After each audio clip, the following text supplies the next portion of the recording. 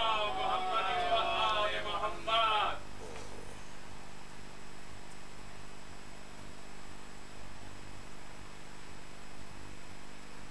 اللہ الرحمن الرحیم. یہ دیکھیے، یہ طے شدہ بات ہے کہ عاشق کبھی معشوق کے خلاف نہیں سنتا. طے شدہ بات ہے. اور اگر سن رہا ہے تو یہ طے شدہ بات ہے، عاشق نہیں ہے. یہ کلیہ ہے، کلیہ توڑے نہیں جاتے. اسی طرح بنس سے آئے مودت، اقربائے پیغمبر اسلام ہمارے معشوقین ہیں جی. اور اتفاق کی بات یہ ہے، بین الفریقین قرآن ایک ہی ہے. تو جو بھی قاری قرآن ہے، جو بھی قرآن لیا ہے، اس کا یہ فریضہ ہے کہ قرآن پر عمل کرے، اس کے احکامات کو، اس میں جو بھی خداوند عالم نے حکم نافذ کیا اس کو قبول کرنا اور عمل کرنا چاہیے. وہ آغاز بسم اللہ الرحمن الرحیم سورہ فاتحہ سے سورہ ناس تک. اب اس میں کوئی یہ نہیں کہہ سکتا بزور اجتہاد کہ نہیں ہم اس چیز کو نہیں مان سکتے. نہیں ہو سکتے، کیونکہ قرآن کی آیت کا انکار کافر بنا دیتا. کل کا انکار ہے، وہ جز کا انکار کل کا انکار ہو جاتا. تو چنانچہ جو ہے نا، کسی چیز کا انکار نہیں کیا جا سکتا. تو سورہ شعراء کی واضح آیت ہے، قُلْ لَا أَسْأَلُكُمْ عَلَيْهِ أَجْرًا إِلَّا الْمَوَدَّةَ فِي الْقُرْبَى. خدا بند عالم اجر کا مطالبہ کر رہا ہے، اور اجر میں خدا کہہ رہا ہے کہ میں کچھ نہیں چاہتے ہوئے مگر یہ چاہ رہا ہوں. ابھی کچھ نہیں بڑا بسیط لفظ ہے یہ، کچھ نہیں یعنی نہیں چاہیے مجھے کچھ بھی.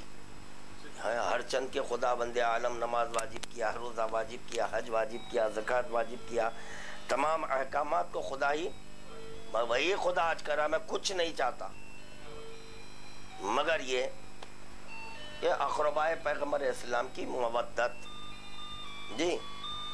پھر وہی خدا جو کچھ نہیں چاہتا ہوئے اقربائے پیغمبر اسلام کی مودت چاہتا ہے، وہ کہہ رہا ہے لَوِ اجْتَمَعُ النَّاسُ عَلَىٰ حُبِّ عَلِيِّ ابْنِ أَبِي طَالِبٍ لَمَا خَلَقَ اللَّهُ النَّارَ. اگر ساری مخلوق علی کی محبت پر یکجا ہو جاتی تو میں جہنم کو خلقی، کیونکہ کچھ نہیں چاہ رہا ہے، چاہ رہا ہے تو اقربائے پیغمبر اسلام کی مودت. تو مودت کا لازمہ میں پیش کر چکا کہ اشارتاً کنایتاً بھی معشوق کے خلاف نہیں سن سکتے. اور یہ عشق ایک ایسی چیز ہے جو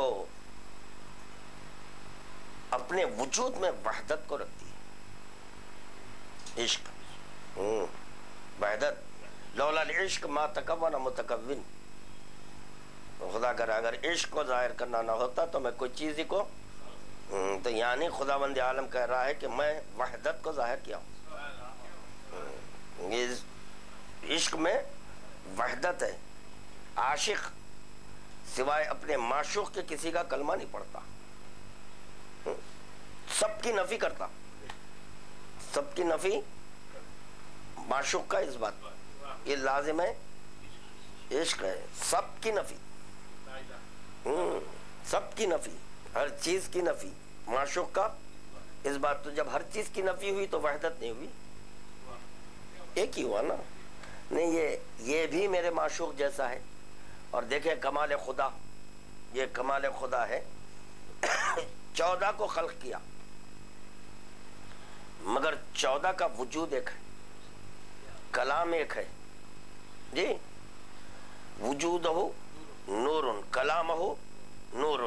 اور پھر ایسا اول کا جو قول ہے آخر کا بھی وہی قول ہے. اول کی جو صورت ہے آخر کی بھی وہی صورت ہے. یہی سبب تھا کہ جبرائیل پہچان نہیں سکے، کیونکہ جب یہ چادر کے باہر تھے تو دیکھ لیے، پہچان لیے، مگر جب جمع ہو گئے تو ان کی حقیقت ایک ہو گئی، بدل گئی. تو پوچھنا پڑا کون ہے، جبکہ جبرائیل سب کا روز کا آنے جانے والا، دیکھا بھالا. یا رسول خدا کو نہیں دیکھا؟ دیکھا ہے رسول خدا کو. مولا کائنات کو نہیں دیکھا ہے؟ حسن مجتبیٰ کو، حسین یقیناً. یہ تو ناممکن ہے کہ کوئی غلام بول دے کہ میں آقا کو نہیں دیکھا. سوال ہی نہیں پیدا ہوتا، غلام ہے. اور جبرائیل، یہ بھی ناممکن ہے کہ کوئی شاگرد کہہ رہا ہے کہ میں اپنے استاد کو نہیں دیکھا. تو مولا کائنات استاد ہیں جبرائیل کے. تو پوچھ رہا ہے من ہاؤلائی، یا اللہ اس چادر میں کون ہے؟ کیوں کہ وہ سب جمع ہو گئے تو اب پہچانے تو خدا بند عالم کو تعارف کرانا پڑا. یہ ہے کمال خدا. تو اب کوئی یہ سوال کر دے کہ بھئی پھر اب عشق میں وحدت ہوتی، یا اقربا ہے، اقربا میں جو شہزادی کونین ہے، فاطمۃ الزہرا ہے، مولا کائنات ہے، حسین مظلوم کربلا امام حسن ہے، تا مہدی آخر زمان، تمام انوار الہی ہیں. تو پھر یہ کیسے بھائی؟ جو محبت میں تو وحدت ہوتی، اسی لیے ہم کہتے ہیں کہ ان کا وجود ایک ہے. چلے جانے دیجئے. رسول خدا اول ہونا، آخر ہونا، اوسط ہونا، کل ہونا. چلیے پورے کے پورے محمدی محمد ہیں، وجود ان کا ایک ہے. تو پھر بھی جو ہے وحدت کا کلمہ ہوا. اقربا سے مودت کر رہے ہیں، مگر یہ کہ اس میں 14 شامل ہے مگر ایک ہے. یہ ہے لولا نحنو ما عرف اللہ، لولا نحنو ما وحد اللہ. اگر ہم نہیں ہوتے تو اللہ کے معرفت نہیں ہوتی. تو خیر معروضہ کر رہا تھا کہ عشق کا لازم ہے اشارتاً کنایتاً معشوق کے خلاف نہیں سن سکتے. اور اگر کسی شے میں معشوق کا جلوہ نہیں تو خدا کی قسم عاشق اس کو ترک کر دیتا. اگر لا الہ میں ہمارا معشوق نہیں ہے تو ہم ترک کر دیتے. اور عشق ہی کلمہ پڑھواتی، عشق کی بنیاد پر کلمہ. تو ہم لا الہ بھی نہیں پڑھتے اگر اس میں، کیونکہ محبت کا لازم ہے. اور پیغمبر اسلام اول اور محمد آخر ہونا محمد نہ بولتے تو اشہد ان محمد رسول اللہ بھی نہیں بولتے، کیونکہ اس میں بھی ہمارے معشوقین نظر آ رہے ہیں. تو جب ہم کلمہ لا الہ الا اللہ اور محمد رسول اللہ کو ترک کر دے رہے ہیں تو نماز کیا معنی رکھتی؟ کوئی معنی رکھتی ہے نماز؟ نہیں، کیونکہ لا الہ الا اللہ محمد رسول اللہ کہنے کے بعد آپ پر نماز آ رہی ہے. تو نماز میں ہمارا معشوق نہیں، نماز بھی نہیں چاہیے. کیا فائدہ ہے وہ نماز؟ نہیں پڑھیں گے ہم نماز. ذکر معشوق کے لیے ہے نماز ہے کیا؟ چنانچہ جو ہے ہمارے نام نہاد شیعہ لوگ، وہ لوگ کہہ دیے کہ ضروری، یعنی ایسی بات ہو گئی کہ عشق ضروری نہیں. کمال ہے.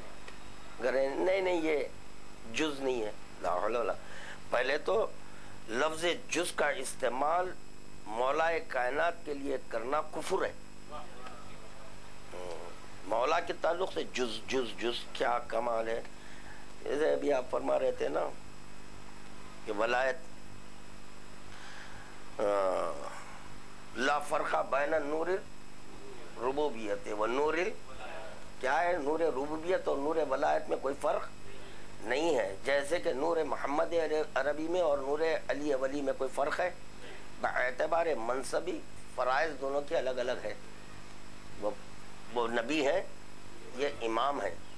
تو باعتبار منصب یہ فرائض الگ ہو گئے، مگر وجود یہ ہے. ہم مساوات کے قائل ہیں. یہ لوگ جو مساوات کے منکر ہیں، ہم یہ قائل ہیں کہ جو ہے نا جیسے محمد عربی ہے ویسے علی ولی ہے. تو ہم مساوات کے مقر ہیں، قائل ہیں ہم.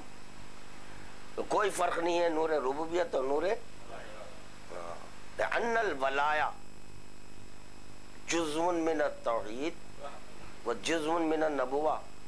یعنی پتہ چلا جس کے لیے اطلاق جز ہوا، اب ولایت کو جز بول دے رہے ہیں. ولایت کے جو اجزاء ہیں اس کو توحید اور نبوت کہتے ہیں. ایک جز اس کا توحید، ایک جز نبوت. یہ دو اجزاء نکلے تو لوگ مسلمان ہو سکے. اگر ولایت سے دو اجزاء نہیں نکلتے تو خدا کی قسم کوئی مسلمان کیسے ہوتا؟ نہیں ہو سکتا. کوئی فرق نہیں ہے. تو اسی طرح جو ہے ہمارے نام نہاد شیعہ کی بات دراصل یہ ہے کہ دیکھیے جو منکر ولایت تھا، اس منکر ولایت کا کفر و بغض چھپائے چھپ نہیں سکا. جی ہر چند کے امامے میں چھپا رہا تھا جی، مگر نہیں چھپا. انس بن مالک تو چنانچہ وہ عمدن حکم ولایت کو بھول رہا تھا، عمدن، جبکہ یاد ہے مگر یہ بھول رہا تھا. تو چنانچہ آپ کے دعا کیا اور خدا بند عالم فوراً، یہ تو اس کا ہے، حارث کا، انس کا، یہ جو خطبہ دے رہے تھے مولا کائنات، تو چنانچہ جو ہے یہ عمدن بھول گیا. تو مولا کائنات نہیں بول بد دعا کرے. تو بس آنے واحد میں برس جی، تو نشان اس کا شروع ہوا یہاں سے، تو امامے سے چھپایا. مگر یہ کہ اگر وہ عیب چھپ جاتا تو یہاں ذکر نہیں ہوتا. تو اسی طرح مجتہدین اپنے اماموں سے عیب چھپانا چاہ رہے ہیں اپنے ولد الحرام ہونے کا. وہ خدا کی قسم نہیں چھپ سکتا، نہیں چھپ سکتا، معیار الولد علی ولی.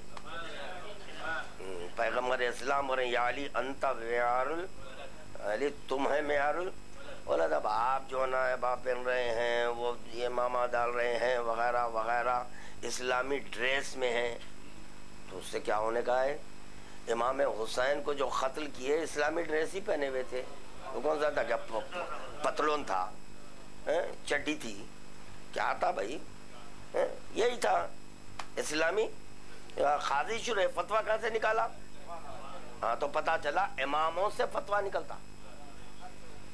تو کتنی بری چیز ہے دیکھیے امامہ، اچھا بھی ہے برا بھی ہے. تو یہ قتل امام حسین کا، قتل امام حسین کیا، قتل ولایت اصل میں ان سب کا عالم دورہ قاضی شرح ہے. عالم دورہ فتویٰ دیے بھائی، عالم دورہ فتویٰ دیے. کیا دیے بھائی فتویٰ؟ نہیں، نماز میں اذان علی ولی اللہ نہیں ہے، واجب نہیں ہے، نہیں ہونا چاہیے. تو وہ کون بولے؟ عالم دورہ. تو آپ جو ہے حلالی شیعہ تحقیق کو نکلے کہ واقعتاً کیا یہی عالم دورہ ہے؟ تو عالم دورہ ملے قاضی شرح، کیونکہ وہ دیے تھے فتویٰ. کہاں سے دیے؟ امامے سے. تو آج یہ بھی کہاں سے دے رہے ہیں؟ اب جب یہ حقائق بیان کیے جا رہے ہیں تو لوگ برہم ہو جا رہے ہیں. نہیں ہونا چاہیے. تو اس وقت میں چاہا کہ تھوڑا جو ہے اجتہاد کے اوپر کچھ ذکر ہو جائے، کیونکہ بنیاد کو پکڑنا ہے، یہ جزویات پہ گفتگو نہیں کرنا ہے. یہ 23 سالات قبل از اعلان ولایت، 23 سالات جتنے بھی تبلیغات ہیں پیغمبر اسلام کے، سب جزویات ہیں. یہ سب کے سب جزویات ہیں. اس کی اصل ہے علین، یہ ہے، اسی سے یہ ظاہر ہوا ہے. اگر کوئی یہ کہہ دے کہ میں یہ کیسا ولایت سے لا الہ الا اللہ، خدا کی قسم ثابت کر دوں گا. پیغمبر اسلام کو ظاہر ہوئے کتنے برس؟ 30 برس. جب 30 برس ہو چکے تھے، کیوں خدا بند عالم اعلان لا الہ الا اللہ نہیں کروا رہا ہے؟ کیوں نہیں کروا رہا ہے؟ کروانا چاہیے تھا نا. نہیں، انتظار کرو. کتنا انتظار ہے بھائی؟ کس کو بولے 30 برس؟ 30 برس ہوئے. جیسے 30 برس ہو گئے، مفسر لا الہ الا اللہ، مفسر محمد رسول اللہ، مفسر کلام خدا، مفسر شریعت پیغمبر اسلام ظاہر ہوئے جوف کعبہ میں. جب علی آ گئے، خدا بند عالم بولا ٹھہرو. اصولاً دیکھا جائے تو اس وقت بھی اعلان ہو سکتا تھا علی کے ظاہر ہوتے ہی. پھر یہ کیوں؟ اور مزید 10-40 برس میں کیوں؟ کیونکہ خدا علیم و بصیر ہے، خدا جانتا ہے کہ یہ ایسے ہیں کہ جس وقت کے پیغمبر اسلام اعلان ولایت کیے اور مولا کائنات کے تعلق سے جو بھی احکامات تھے بیان کیے، تو بڑے بڑے جو بزرگان قوم کہے جاتے ہیں وہ بزرگان قوم بولے یہ بچے کو ہم پہ مسلط کر رہے ہیں، جبکہ علی جو ہے ہو گئے تھے. نہیں، یہ بظاہر آئے، چلیے عالم ناسوت کی بات کریں آپ، بظاہر تو بولے ان سے بالمقابل ان کے بچے نظر آنے لگے، تو بولے بچے کو ہم پہ خدا والا نہیں رہنے دو اے میرے حبیب، ورنہ بولیں گے کہ جو نا آغوش میں آئے ابھی اس کو مسلط کر دے رہی، ٹھہرو اور باہر آنے دو، اس کے بعد اعلان کراؤں گا.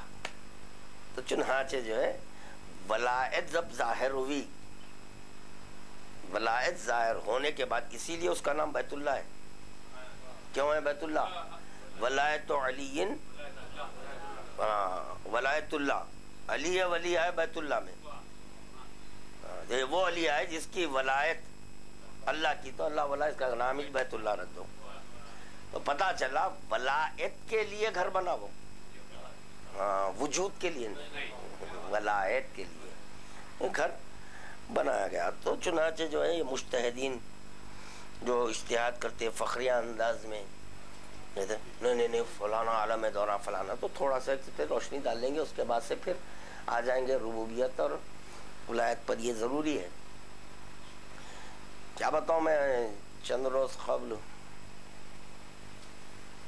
جہاں تک خیال ہے ربیع الاول تھی شاید، ہاں ربیع الاول میں ایک پامفلیٹ تقسیم ہوا تھا. ایک صاحب موصوف ہیں، کافی ایجڈ ہیں، ان کو لا الہ الا اللہ نہیں معلوم، یا میرے سے بحث کرنے جا رہے ہیں. اب اخباری ہیں، اخباری کیا ہوتا، مطلب اصولی کیا ہوتا. تو چنانچہ نہ انہوں اخباری سمجھ رہے ہیں، نہ کچھ بھی نہیں سمجھے. شیعہ ہیں کہتے ہیں، شیعوں میں خود کہیے بھائی فرقے ہے کیا ہے کدھر ہے. مختصر یہ ہے کہ اب سنیے، اب دونوں بوڑھے ہو گئے، کتنے بچے پیدا کر دیے، لوگ سمجھ رہے ہیں کہ مسلمان ہیں، لوگ سمجھ رہے ہیں مسلمان. شیعہ، اصولی شیعہ کیسا ہے بتا رہا ہوں میں آپ کو. ان کا نام بتاتا ہوں، مکرم علی نام ہے، مکرم یہاں سیداباغ میں رہتے جی، سرور نگر کے. جی لا الہ الا اللہ، تو لا الہ تبرہ ہے کہتے.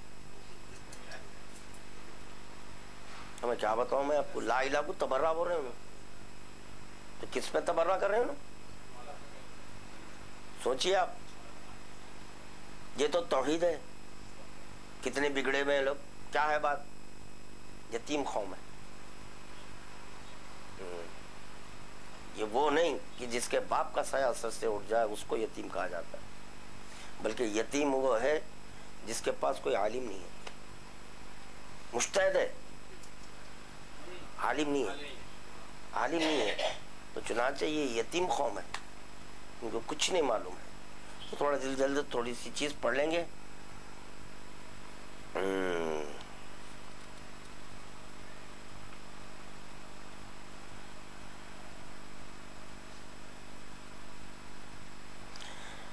اکثریت، بلکہ اکثریت کی بھی اکثریت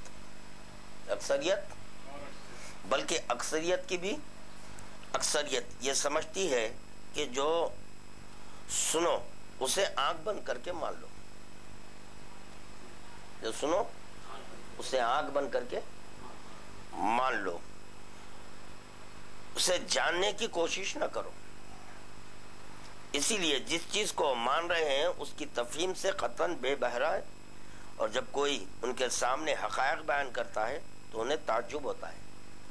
جب حقائق بیان کی جائے تو تعجب ہوتا ہے، اور بجائے مان لینے کے الٹا وہ کہنے والوں کو ملعون کہتے ہیں. لعنتی ہے بھائی، ملعون ہے.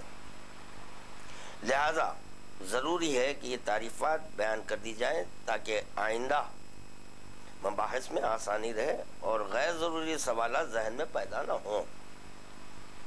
اجتہاد، کسی فقیہ کی اس انتہائی کوشش کا نام ہے جس سے حکم شرعی کا، غور سے سننا، جس میں حکم شرعی کا زن حاصل کیا جائے، حکم شرعی کا یقین نہیں، زن۔ اجتہاد کی یہ تعریف میری اپنی اختراع نہیں ہے، بلکہ بعض حضرات یہ بھی کہتے تھے کہ یہ بھائی باوا بیٹے کا نکالا ہوا مذہب ہے، اب تو لہذا اپنی کتاب نہیں، جو دوسری جگہ پرنٹ ہو رہی ہے وہ کتاب ہے۔ جی، اجتہاد کی تعریف میری اپنی اختراع نہیں ہے، بلکہ اسے میں نے ایک فاضل مجتہد کی زبانی نقل کیا ہے، مجتہد صاحب ہی بتا رہے ہیں۔ لہذا میں ہر قسم کے اعتراض سے بری ہوں۔ بہرحال اللہ کا شکر ہے کہ پہلے ہی مرحلے پر قارئین کے اذہان تک یہ حقیقت پہنچ گئی کہ اجتہاد کا، غور سے سنیں، اجتہاد کا قرآن اور حدیث معصومین سے کوئی تعلق نہیں ہے۔ بات معقول ہے نا؟ اجتہاد کا کیا ہے؟ قرآن اور وہ معصومین سے کوئی تعلق کیوں نہیں ہے؟ باب اجتہاد اس وقت کھلتا ہے جب باب علم بند ہو۔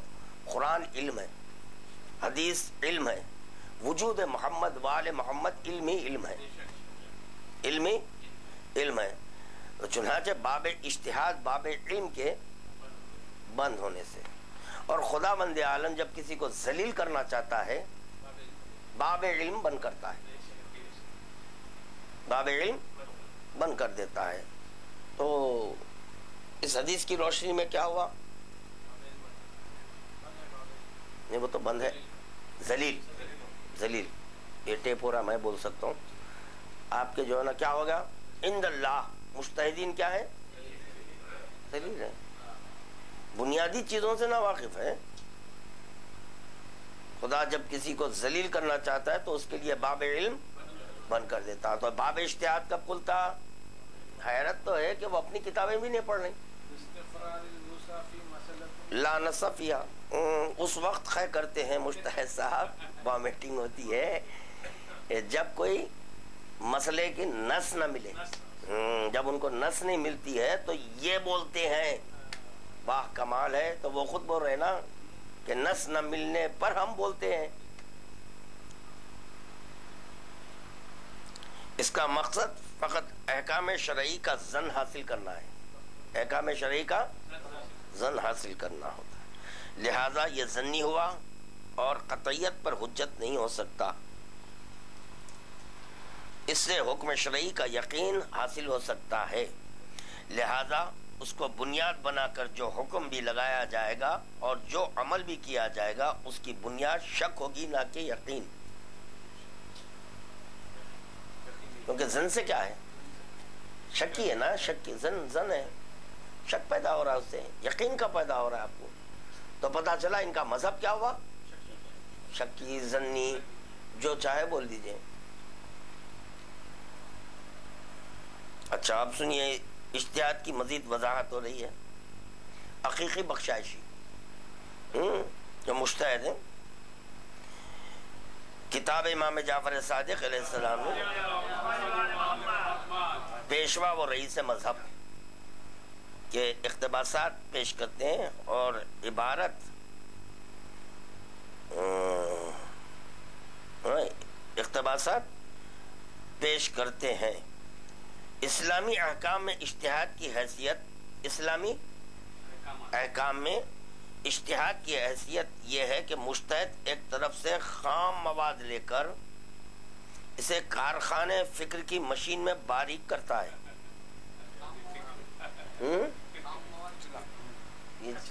یہ بچ جاتا نہیں، چھاننے کے بعد جو نکلتا وہ خام، اس کو اس کا مواد لے کر کارخانے فکر کی، اسی لیے عقل حجت ہے۔ ان کے پاس جو عقل حجت ہے نا، اس کی علت کیا ہے؟ فکر کی مشین میں باریک کرتا ہے اور فکری اور اجتہادی عمل بجا لاتا ہے، فکری اجتہادی عمل بجا لاتا ہے، اور اس سے جو مال تیار ہوتا ہے اسے دوسری طرف سے اسلامی معاشرے میں سپلائی کرتا ہے. اسلامی معاشرے میں اسلامی احکام میں اجتہاد کی حیثیت. لفظ بھی دیکھیں آپ, اسلامی. اگر یہ لفظ اسلام نہ آئے تو خدا کی قسم جو واقعتاً مسلمان ہے وہ ان کی جال میں نہیں پھنستا. جیسے کہ اس کی مثال ہم دیے تھے, زنا ایک ہے اسلامی زنا. کیا ہے زنا؟ غلط ہے بھائی, اسلامی زنا. اسی طرح اجتہاد نہیں, یہ غلط ہے. اسلامی اجتہاد صحیح ہے. گھمیری ہے, یہ گھمانا ہے اور کچھ نہیں ہے. یہ بھی میں کیوں طے کیا, یہ بتاتا ہوں اس کا مقصد کیا ہے. اجتہاد پر کیوں مسلسل چند دن سے کوئی مجہول النسب بچہ صرف گالیاں بک رہا ہے, والد علم کو, تخیمیہ اور مجھے, صرف گالیاں. اس کے پاس کچھ ہے نہیں. تو میں چاہا کہ انہیں مزید اور گالیاں دینا. اس کی خاطر میں اجتہاد کا جو ہے نا پوسٹ مارٹم کروں. اب میں مجتہد کا پوسٹ مارٹم کروں گا. ہاں, تم گالی دیتے رہنا, میں یہ کروں گا. لازمی بات ہے نا بھائی, غلطی ان کی ہے نا, غلطی ان کی ہے. اور ایسا ہے نہ اپنا نام بتا رہا ہے, نہ اپنی فوٹو دے رہا ہے. کتنا مجہول ہے دیکھیں آپ. اگر تجھے جو ہے نا اسلام سے کچھ محبت ہوتی بیٹھ کے بات کرتا. بات کرنے کی تو صلاحیت نہیں ہے, صرف گالیاں بک رہا ہے. ایسے معلوم ہو رہا ہے کہ نہیں, جو سارے چیزیں اس کے منہ میں.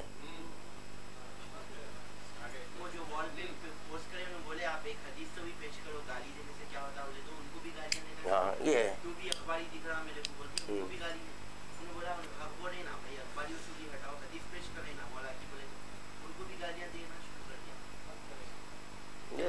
لے اب دے تو پھر ارے پورا مذہب ہی پاگل ہے. وہ انہیں کیا لے گا, انہیں پورا مذہب پاگل ہے. لے اب اس وقت اور پوسٹ مارٹم کروں گا. آپ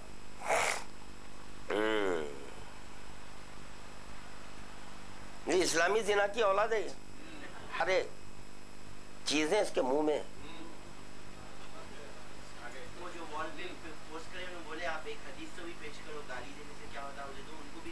ہاں یہ ہے.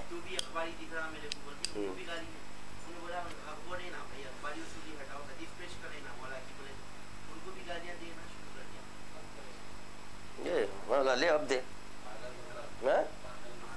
تو پھر ارے پورا مذہب ہی پاگل ہے. وہ انہیں کیا لے گا, انہیں پورا مذہب پاگل ہے. لے اب اس وقت اور پوسٹ مارٹم کروں گا. آپ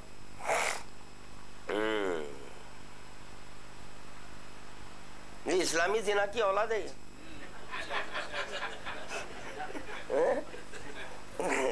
اسی کا بچہ ہے وہ.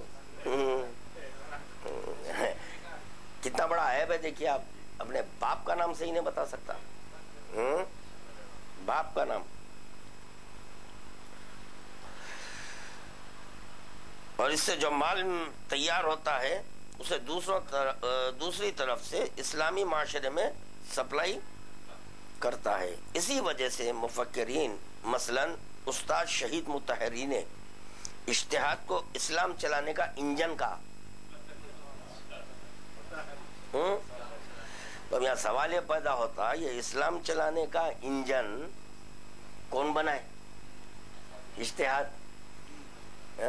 یہ جو پہلے مجتہد تھے وہ کون تھے؟ یہ اجتہاد کے فاؤنڈر کون ہے؟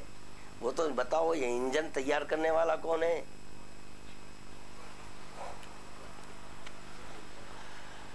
پھر اسی کتاب کے صفحہ 75 پر بخشائشی فرماتے ہیں, بظاہر یہ چیز قابل تردید نہیں ہے کہ ائمہ اہل بیت کی اصطلاح میں یہ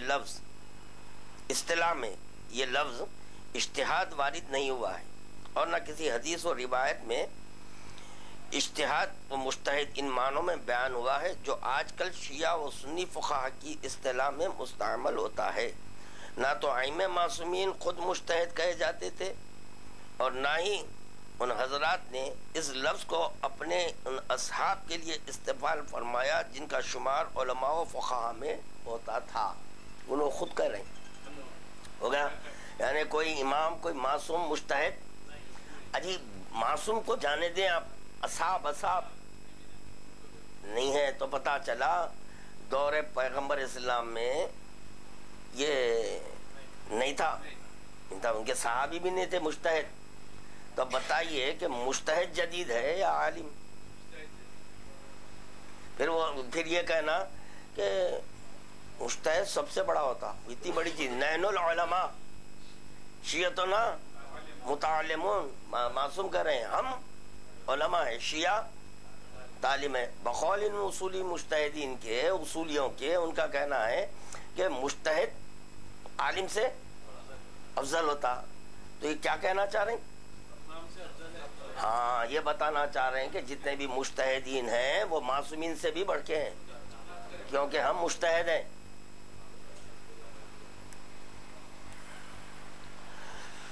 کیسا مذہب ہے دیکھیے آپ، گھن ہو جانا۔ اگر کوئی شریف آدمی ہے تو خدا کی قسم فاحشہ عورت کو دن میں دیکھو، فاحشہ کو دن میں دیکھنا، جب دن میں دیکھے رات میں اس کو کھڑی سے نہیں بھائی شریف ہے تو ہے اتنی غلیظ، صبح دیکھ لیا بھائی اس کو، یہی ہے مجتہد۔ سمجھے آپ؟ اب گالیاں دینا اتنا دوں گا آپ، اور یہ جو ہے نا شریعت کے دائرے میں ہوں میں۔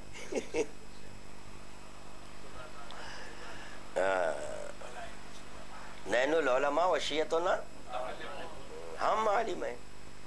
مجتہد اگر بہت بڑی چیز ہے تو امام کیوں نہیں بولے مجتہد؟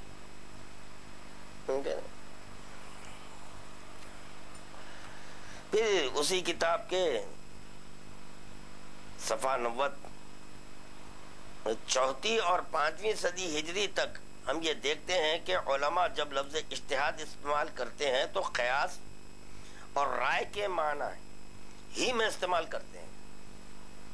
4 اور 5ویں صدی میں تو یہ جب لفظ اجتہاد استعمال ہوتا تو کاہے کے لیے ہوتا تھا؟ قیاس اور رائے کے لیے۔ واہ، 4 اور 5ویں صدی تک تو جو ہے نا یہ قیاس اور رائے کے معنی میں استعمال ہوتا تھا۔ تو آج علم کیسا ہوا وہ؟ تو اس کا مطلب یہ ہوا کہ شیطان جو قیاس کیا وہ آج علم ہو گیا۔ اول من خاص فہوا، سب سے پہلے قیاس کرنے والا ابلیس تھا، ٹھیک ہے۔ 4 اور 5ویں صدی میں کیا ہے یہ لفظ اجتہاد استعمال کرتے ہیں تو کاہے سے؟ قیاس اور رائے سے۔ چلتے چلتے چلتے آج اتنے صدیاں گزر گئے، اب یہاں پر پہنچا یہ لفظ قیاس اور رائے تو علم ہو گیا وہ۔ یہ کیا ہو گیا؟ مقلدین کے پاس علم ہے، ان کے عالم دورہ کے پاس علم نہیں ہے۔ میں ثابت کرتا ہوں، انہوں آج بھی قیاس اور رائے پر ہیں، باقی عالم دورہ، چاہے وہ عالم دورہ گزر چکے ہیں یا موجودہ ہیں، جتنے بھی اصولیوں کے عالم دورہ ہیں وہ تمام کے تمام عالم دورہ اس بات کے مقر ہیں، قائل ہیں کہ ہم قیاس اور رائے پر عمل کرتے ہیں، جس کی ماتل مفتی ماتل فتویٰ، مفتی مرا فتویٰ مرا، کیونکہ ہم رائے دے رہے ہیں، وہ باقی ہیں رائے پر۔ مخلدین کر رہے ہیں نہیں بھائی وہ بھی تو حدیث ہی دے رہے ہیں۔ واہ کمال ہے۔ تو پتا چلا کہ عالم دورہ مجتہد کی رائے مخلدین کے لیے علم ہو رہی ہے۔ عالم دورہ اور مجتہدین کا قیاس ان کے مخلدین کے لیے آج علم ہو گیا، اور اگر علم ہے تو پھر یہ مخلدین کا یہ فریضہ بنتا ہے کہ اپنے عالم دورہ اور اپنے مجتہد کو شانہ تھام کر اسمع، سن، سمجھ، کیا اگر آنکھیں کھولا پوچھو کیا مجتہد، ان سے سوال کرنا کہ ٹھیک ہے یہ آپ کی رائے ہمارے لیے علم کیسے ہوئی، اور یہ جب علم ہے تو یہ مر رہا ہے کیوں؟ علم کبھی نہیں مرتا، علم باقی ہے، تو یہ مر کیوں رہا ہے؟ یہ کتابیں کیوں مر رہی ہے؟ اس کی وجہ کیا؟ کوئی تو سوال کرنا، پوچھنا۔ تو بات کیا ہو گئی کہ یہاں پر آغاز میں جو بتائے، یہ لوگ تفہیم سے قطعاً بے بہرا ہیں۔ کوئی سمجھا رہا ہے تو ارے یہ اخباریاں پورے لعنتی ہیں، اسی کا تو نتیجہ ہے جو آپ کی عقل چلے گئی۔ آپ جو ہم پر لعنت پڑے عقل چلے گئی آپ کی، اس کے سبب علی ولی اللہ سمجھ میں نہیں آ رہا ہے۔ جی جو وہ بھی ایک ٹپیکل مذہب ہے، بڑا سوچنے کا مذہب ہے۔ مجتہد پر تقلید حرام ہے اور ان کی امت پر حلال ہے۔ واہ، یہ تو ایسا ہو گیا سور کا گوشت عالم دورہ کے لیے حرام ہے، ان کے مخلدین کے لیے حلال ہے۔ تو یہ کیسا؟ تو جیسا تقلید ان کے لیے، مجتہد کے لیے سور حرام، مخلدین کے لیے حلال۔ کیا دلیل؟ تو بولے دلیل یہ ہے کہ مجتہد پر تقلید نہیں ہے، مخلدین پر تقلید ہے۔ ہلو،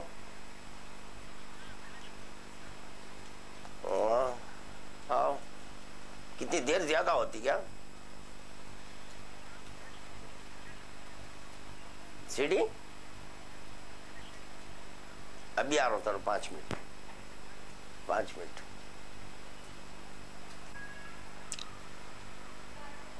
شیخ ابو جعفر طوسی اپنی کتاب عدت الاصول میں ایک موضوع پر مفصل بحث کرتے ہوئے قدماء کی طرح جہاں لفظ اجتہاد استعمال کرتے ہیں تو اس سے قیاس سے مراد لیتے ہیں۔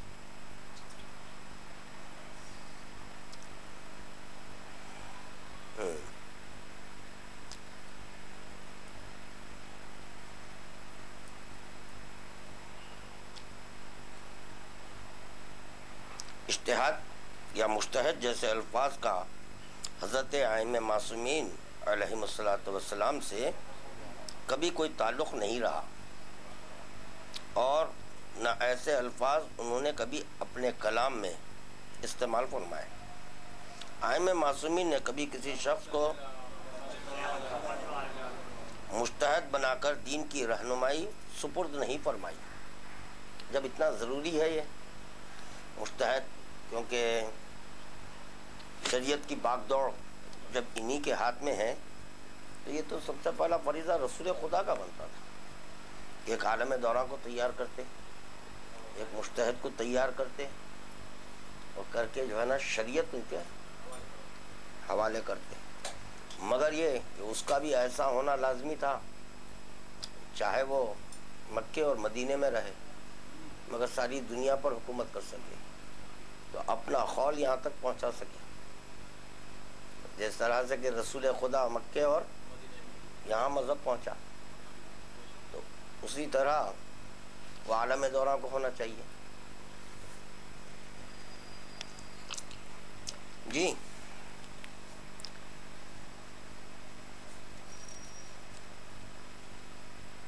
تو چنانچہ مجتہد بنا کر دین کی رہنمائی سپرد نہیں فرمائی، اس لیے مجتہد نائب امام نہیں ہو سکتا۔ ائمہ معصومین علیہم السلام کی احادیث اور اصطلاح میں اگر علماء و فقہا کے الفاظ نظر آئے تو ان الفاظ کا اطلاق مجتہد پر ہرگز نہیں ہوتا۔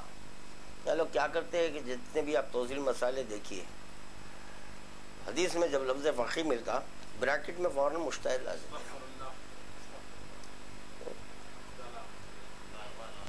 اب کیا بتاؤں، یہاں پر ایک غلط مثال ذہن میں آ رہی ہے۔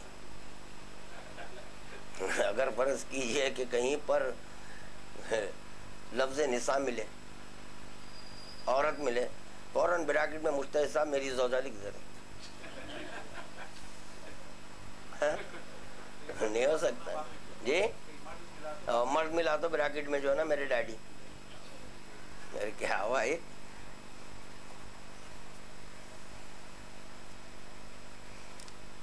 سنی اور شیعہ دونوں مذاہب میں اجتہاد و مجتہد کے ایک ہی معنی ہے، اور دونوں مذاہب کے فقہا کی اصطلاح میں یہ دونوں الفاظ کثرت سے ایک ہی معنی میں استعمال ہوتے رہے ہیں. اجتہاد اور قیاس ایک ہی چیز کے دو مختلف نام ہیں. چیز ایک ہے، نام مختلف ہیں، دو الگ ہیں.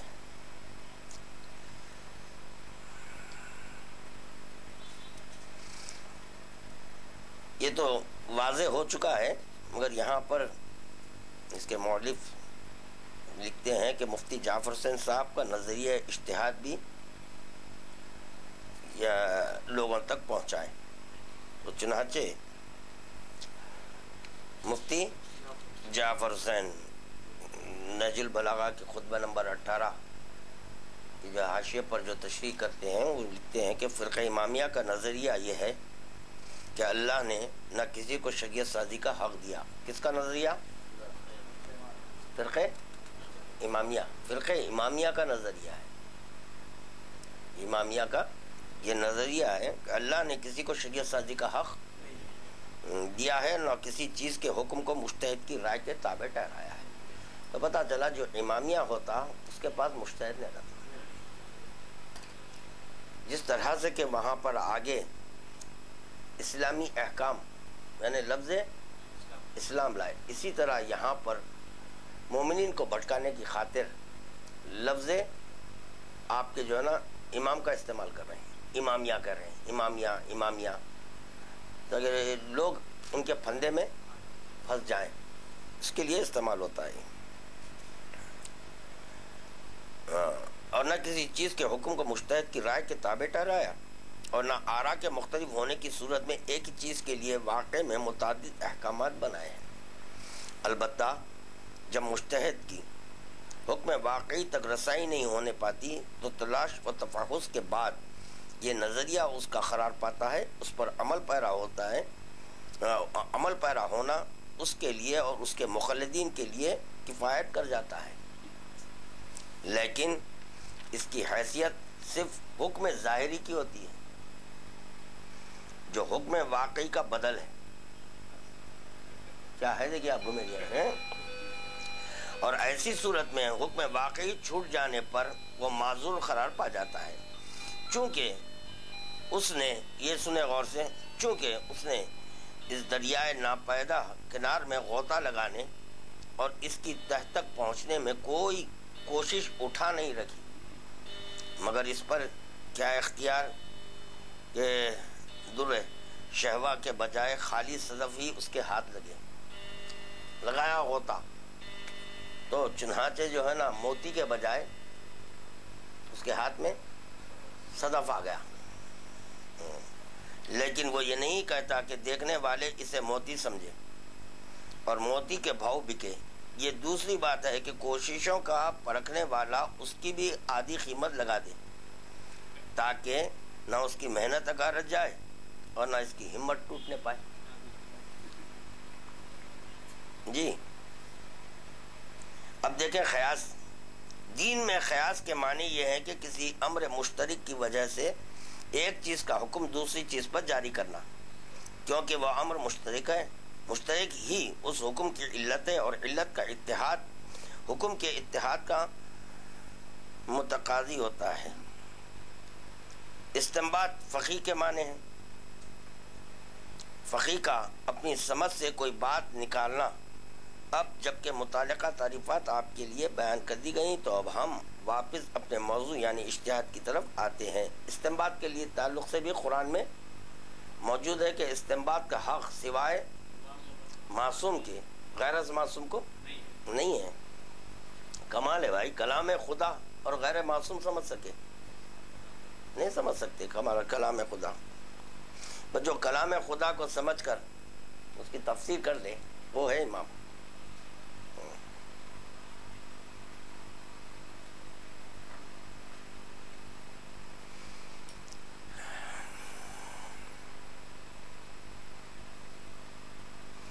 مولا امیر المومنین علی بن ابی طالب فرماتے ہیں جب کسی امر میں شبہ پیدا ہو جائے تو آغاز کو دیکھ کر انجام کو پہچان لینا چاہیے، لہذا ضروری ہے کہ ہم اجتہاد کی ابتدا پر غور کریں جی، تاکہ حقیقت اجتہاد ہم پر روشن ہو جائے۔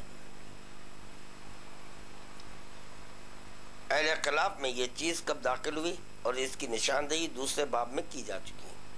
عملی طور پر اجتہاد دور اول وہ دوم میں ہی شروع ہو چکا تھا اور رفتہ رفتہ عام ہو گیا تھا جی۔ مولا کائنات کا کیا قول ہے؟ جب کسی امر میں شبہ پیدا ہو جائے تو آغاز کو دیکھ کر انجام کو پہچان لینا۔ تو اب جب یہ اجتہاد کا لفظ ملا تو اب یہ ہر عقل مند کا فریضہ بنتا ہے کہ اس کے آغاز کو پہچانا، کہاں سے آغاز، کیونکہ ہاں معصوم کہہ رہے ہیں کہ جو ہمارے در سے نکلے وہ علم ہے، ہمارے در سے نکلے وہ علم ہے، تو اس کے آغاز کو دیکھو کہاں ہے۔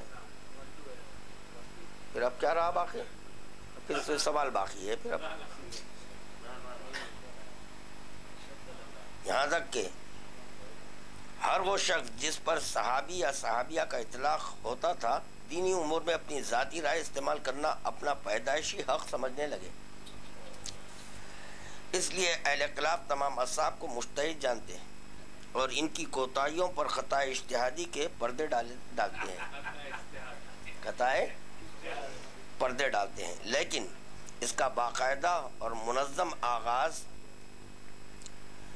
ابو حنیفہ کے زمانے سے ہوا، جس نے تفسیر بالرائے اور احادیث کو مشکوک بنانے کی داغ بیل ڈالی تاکہ اسے اپنی خیاسی گھوڑے دوڑانے کے لیے ایک بڑا میدان مل جائے۔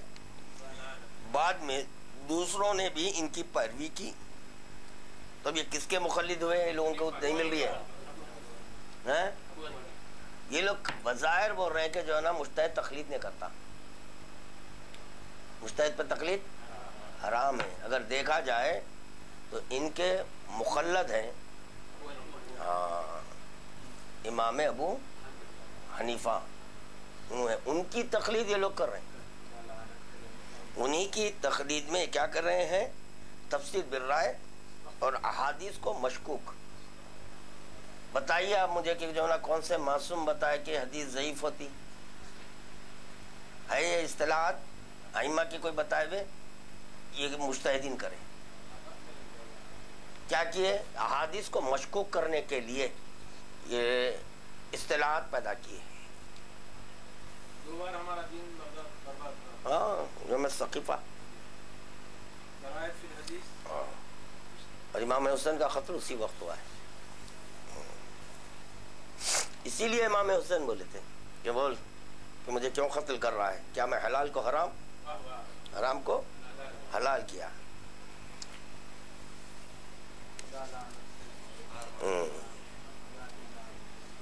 دوسروں نے بھی ان کی پیروی کی اور اپنے اپنے مکاتب فکر بنا لیے۔ تب ہر ایک کا ایک آپ کی کیا ہو گیا؟ مکاتب فکر الگ ہوا، مگر یہ کہ اس کے فاؤنڈر انہوں ہیں، یہ الگ ہے۔ ہم نے ان معنی میں نہیں بول، یہ آپ کا ایک مکاتب فکر ہے، الگ ہے یہ، ہاں۔ لیکن انہوں نے ایک کام اور بھی کیا، اور وہ یہ کہ الزام سے بچنے کے لیے کچھ اصول وضع کیے جنہیں اصول فقہ کا نام دیا گیا ہے، اور انہی خود ساختہ اصولوں کو ماخذ شریعت قرار دیا گیا ہے جی۔ کیا ہے؟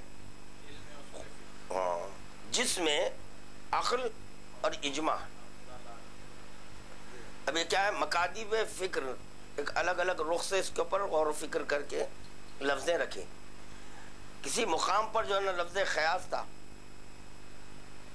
تو اب یہاں عقل کی ہے، نتیجہ ایک ہے، صرف لفظ بدلی گئی، یا اجتہاد بولیں یا قیاس بولیں، بات ایک ہی ہے، مگر چونکہ قیاس کہہ دیں تو لوگ بھڑک جائیں گے، اس واسطے اجتہاد کا لفظ رکھیں۔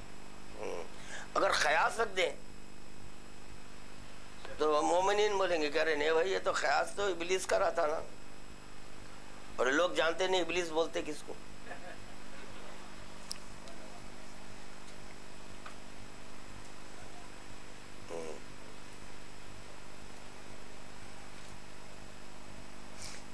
علماء کا اتفاق و اجماع ہے کہ سب سے پہلے اصول فقہ کو امام شافعی نے تصنیف کیا.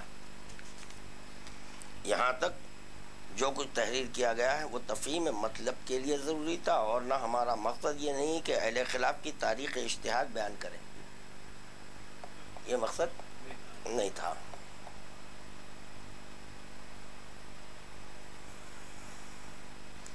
ہمیں تو اس سے غرض ہے کہ شیعوں میں یہ وبا کیسے داخل ہوئی اور کن بنیادوں پر قائم ہوئی. اس سلسلے میں حوالوں اور عبارات کے لیے کتاب الرسالہ سے استفادہ کیا گیا ہے. وہی کتاب عقیقی اور بخشائشی کی فرماتے ہیں کہ یقیناً علماء شیعہ میں سب سے پہلے جنہوں نے اس لفظ کو دوسرے معنی میں استعمال کیا وہ علامہ ہلی ہیں. آپ نے اپنی کتاب میں ایک باب الاجتہاد کے عنوان سے قائم کیا، اور اجتہاد سے وہی مفہوم و معنی مراد لیے جو آج کل لیے جاتے ہیں. یہی وہ زمانہ تھا جب لفظ اجتہاد نے شیعت کو قبول کیا، یا دوسرے لفظوں میں شیعت نے اجتہاد کو قبول کیا. 7ویں صدی کا ذکر کرتے ہوئے فرماتے ہیں اب ذرا اس سے بھی پیچھے چلتے ہیں اور علامہ محمد باقر کے مقدمے کی فصل 4 بعنوان روش مکتب صدوق در فتویٰ و بیان احکام دین صفحہ 57 کی طرف رجوع کرتے ہیں. فرماتے ہیں شیعوں میں 4 صدی ہجری کے آخر تک صرف کتاب خدا یعنی قرآن مجید اور جناب رسول اللہ اور ائمہ معصومین علیہ السلام کی احادیث حکم شرعی کی دلیل تھی. لیکن جب شیعوں نے عامہ کی پیروی میں اصول اور فقہ میں احادیث سے جدا ہو کر کتابیں لکھی تو عامہ کے طریقے اور روش پر احکام فقہ اسلامی کے لیے اجماع و دلیل عقل کو بھی شامل کر دیا. جیسے کہ میں ابھی بولا، جب انہیں یہ پتہ چلا کہ یہ دونوں دلیلیں یعنی اجماع و عقل مکتب فقہ اہل بیت کے خلاف ہیں تو اس کی توجیہ و تعویل کرنے میں مشغول و مصروف ہو گئے، جو آج تک اس کا سلسلہ چل رہا ہے. مگر یہ کہ کوئی ایک حلالی قرآن اور حدیث کی روشنی میں نہ اجماع کو سمجھا سک رہا ہے نہ عقل کو سمجھا سک رہا ہے، دونوں چیزوں کو نہیں سمجھا سک رہا ہے. یہ اس بات سے بھی لوگ ناآشنا ہیں کہ اللہ نے 2 عقل کیوں دیے. ہر وجود میں 2 عقل، ہر نہیں، ہر وجود میں نہیں، بلکہ جو پاک طینت سے بنا اس کے وجود میں 2 عقل ہیں. ایک عقل یہاں ہے، ایک عقل قلب میں ہے. تو اس کا مصرف اور اس کا مصرف، کیوں 2 عقلیں دیا ہے اللہ؟ اور جب تک کہ یہ عقل نہیں، اس پر اطلاق عقل نہیں، اور جب اس میں جو عقل ہو جی تو اس کے سبب شریعت ہے، اس کے سبب شریعت ہے. تو یہ عقل پابند شریعت ہے، ایجاد شریعت کے لیے نہیں ہے، یہ عقل نہیں ہے. اور اس عقل کا تعلق شریعت پر تفکر کرنا نہیں ہے بلکہ عمل کرنا ہے. اس عقل کا تعلق ہے تفکر کرنا. 2 عقلیں، تو یہ عقل معرفت کے لیے، یہ عقل احکامات کے لیے، اور یہ عقل اس وقت تک اس پر اطلاق عقل نہیں ہوتا جب تک کہ یہ نہیں. اگر یہ نہیں ہے تو یہ نکرہ ہے، اس پر اطلاق عقل نہیں ہے، اس کو عقل نہیں بولیں گے بلکہ نکرہ بولیں گے. اور فرض کیجئے یہاں عقل ہے، وہ ہے، تو یہ عقل جب تفکر کرتی ہے تو اس کے نتیجے میں یہ عقل قبول کرتی ہے آپ کی. تو یہ ہے بالغ اور عاقل ہونا، اس کو بولتے بالغ عاقل. بالغ ہو گیا، عقل نہیں ہے، کیا بات ہوئی؟ وہ عقل نہیں ہے تو پھر آپ کا بچہ جو ہے اسکول کیسے جا رہا ہے، کیسا پڑھ رہا ہے؟ پتہ چلا یہ علم نہیں ہے جو آپ کا بچہ اسکول میں جا کے تعلیم حاصل کرا، اس پر اطلاق علم، ہاں فواضل اور ہے، علم اور ہے۔ علم کے لیے اللہ یہ عقل دیا، اس کا ہے تفکر و سعادت افضل من العقل نور فی القلب یفرق بین الحق والباطل۔ عقل ایک نور ہے جس کا قیام قلب میں ہے، جو حق اور باطل کے درمیان امتیاز قائم کرتی ہے۔ اب وہ حضرات اپنی عقل کو حجت مان رہے ہیں جس کے پاس عقل ندارت ہے، نہ کرا ہے اور بول رہے ہیں عقل کمال ہے۔ سوال ہی نہیں پیدا ہوتا وہاں عقل کا ہونا۔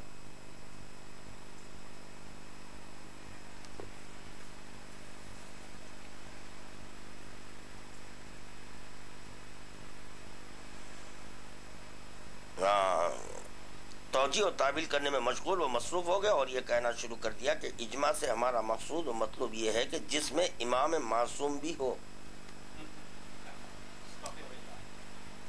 امام معصوم بھی ہو، اور عقل مستقلاً و کاملاً دلیل نہیں بلکہ عقل دلیل حکم شرعی کا جزو ہے، یا یہ کہ یہ دونوں دلیلیں قول معصوم کی کاشف ہیں۔ کمال تو یہ ہے کہ یہ تعویلات تو پیش کر رہے ہیں آپ، دلائل دے رہے ہیں آپ اجماع اور عقل پر۔ یہ بتائیے مجھے کہ جو ہے امام کی موجودگی اجماع میں ضروری ہے۔ جی اجماع سے امام بولتا ہے، اسی لیے خداوند عالم کیا کیا کہ ہر دور میں ایک امام رکھا، اجماع سے امام نہیں بولا، یعنی پورے ائمہ بیٹھ کر تفسیر کرو، نہیں، من ماتا ولم یعرف امام، ہر زمانے میں ایک ہیں، کتنے 12 بولیں گے 12، مگر ہر زمانے میں ایک امام ہے۔ انما انت منذر ولکل قوم ہاد، رسول تم ڈرانے والے ہو ہر قوم کے لیے ایک، ہر چند کے ہادی کتنے ہیں 12، مگر ہر زمانے میں ایک ہادی رہے گا، ایک ہادی رہے گا۔ تو چنانچہ کیا ہے ائمہ معصومین علیہ السلام جو نا اجماع کے ذریعے جو ہے شریعت بتائے۔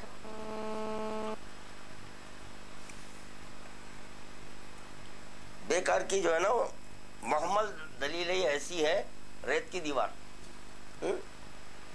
بڑے تو چھوڑے، بچہ لات مار کے توڑ دیں گے ان لوگوں کی دیوار کو۔ ہاں ایک بچہ اگر لات مارا نا مجتہد صاحب کی پوری دیوار اجماع کی اور عقل کی 1 سیکنڈ میں مسمار ہو جائیں گی۔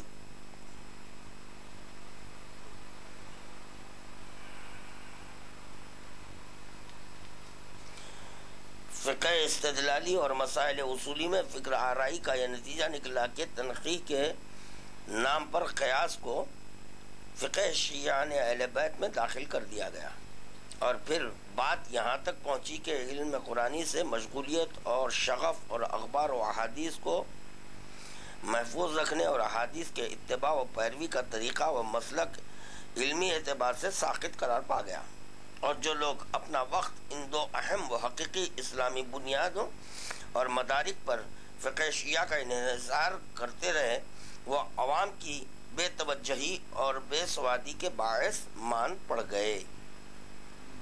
جی تھوڑا اس کو یہاں روکیں گے۔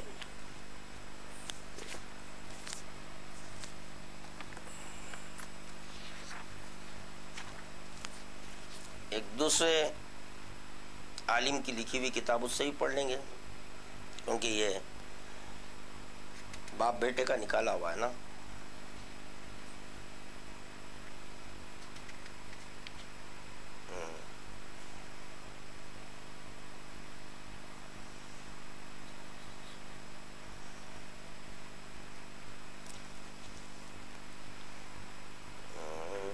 یہ مولا کائنات کا خطبہ نمبر 18 اس کے اقتباسات کو یہاں پر پیش کرتے ہیں کہ مجتہد اور ان کا فتویٰ علی کی نظر میں۔ جی تو کیا ہے، اب اس سے اگلا خطبہ ملاحظہ فرمائیں اور ذرا اسی جھلک اس نظام اشتہاد کو ملاحظہ فرمائیں۔ جب ان میں سے کسی ایک کے سامنے کوئی معاملہ فیصلے کے لیے پیش ہوتا ہے تو وہ اپنی رائے سے اس کا حکم لگا دیتا ہے، پھر وہی مسئلہ بعینی دوسرے کے سامنے پیش ہوتا ہے تو وہ اس پہلے کے حکم کے خلاف حکم دیتا ہے. پھر یہ تمام کے تمام قاضی اپنے اس خلیفہ کے پاس جمع ہوتے ہیں جسے انہیں قاضی بنا رکھا ہے، تو وہ سب کی رائیوں کو صحیح قرار دیتا ہے. اس کی مثال دیتا ہوں. فی زمانہ جو ہوئی سو انہوں ہمارے ابو طالب صاحب وہ پرچہ نکالے تھے نا، ایک کہ مولا کائنات بیعت کی ہے نکلا، اور اپنے جناب مقداد دونوں کے تعلق سے تھا نا. ٹھیک ہے، تو کیا ہوئے ہمارے مر گئے بیچارے مشتاق صاحب ضیاء آغا، یہ جا کے جو ہے نا فتوے لائے، تو ان کے اگینسٹ میں لائے فتوے. پھر اس کے بعد ہمارے انہوں اپنے نمائندوں کو بھیجے، سننے میں آیا کہ آغا مجاہد صاحب کو بھیجے. بہرحال آغا مجاہد صاحب گئے تو ان کی تائید میں لائے. مسئلہ ایک، مسئلہ ایک.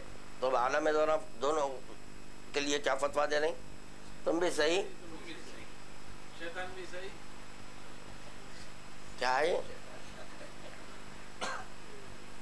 سب سے بڑی اہم ترین چیز یہ ذہن نشین کر لیجئے، بچوں کے لیے بول رہا ہوں. دیکھیے کہ حلال کو حلال اور حرام کو حرام کرنے کے اختیارات صرف و صرف بس واجب کو واجب، مستحب کو مستحب، سنت کو مکروہ کو، یہ کس کے اختیارات ہیں؟ اب اگر کوئی اپنے کوئی امام نہیں بول رہا ہے اور اس کا عمل یہی ہے تو بباطن وہ کیا دعویٰ کر رہا؟ اماموں نے کہا تو بنے کیا ہو گیا؟ ملحد ہے، کافر ہے، وہ خارج ہے وہ، اور وہ شیعہ نہیں ہے، یعنی سب کی لعنت ہے. یعنی آپ وہ کام کر رہے ہیں جو امام کا ہے، اور امام کیسے کر رہے ہیں؟ یہ کام تو خدا کا ہے، کرنا تو خدا کو چاہیے نا بھائی. جیسے کہ خدا مند عالم اقیموا الصلاۃ بول رہا ہے، طریقہ صلاۃ یہ نہیں دینا تو چاہیے خدا کو. یہ حکم خدا ہے کہ نماز پڑھو، روزہ رکھو، تو خدا کا کام ہے، طریقہ بھی بتائے. اس لیے خدا بند عالم یہ 14 کے حوالے کیا ہم کو، کیونکہ ان کا قول خدا کا قول، ان کا فعل خدا کا فعل ہے. قولنا قول اللہ، فعلنا فعل اللہ. تو پتہ چلا معصومین کا قول اللہ کا قول ہوتا ہے، معصومین کا فعل اللہ کا فعل. ظاہراً ایک ایسا مل رہا ہے کہ جو ہے نا دعوی امامت کر رہا ہے، نہ نیابت امام کا دعویٰ کر رہا ہے، مگر یہ کہ کام وہی کر رہا ہے. وہی بات ہوئی نا بھائی، لعنت ہی ہے، نہیں ہو سکتا. جی کون سی؟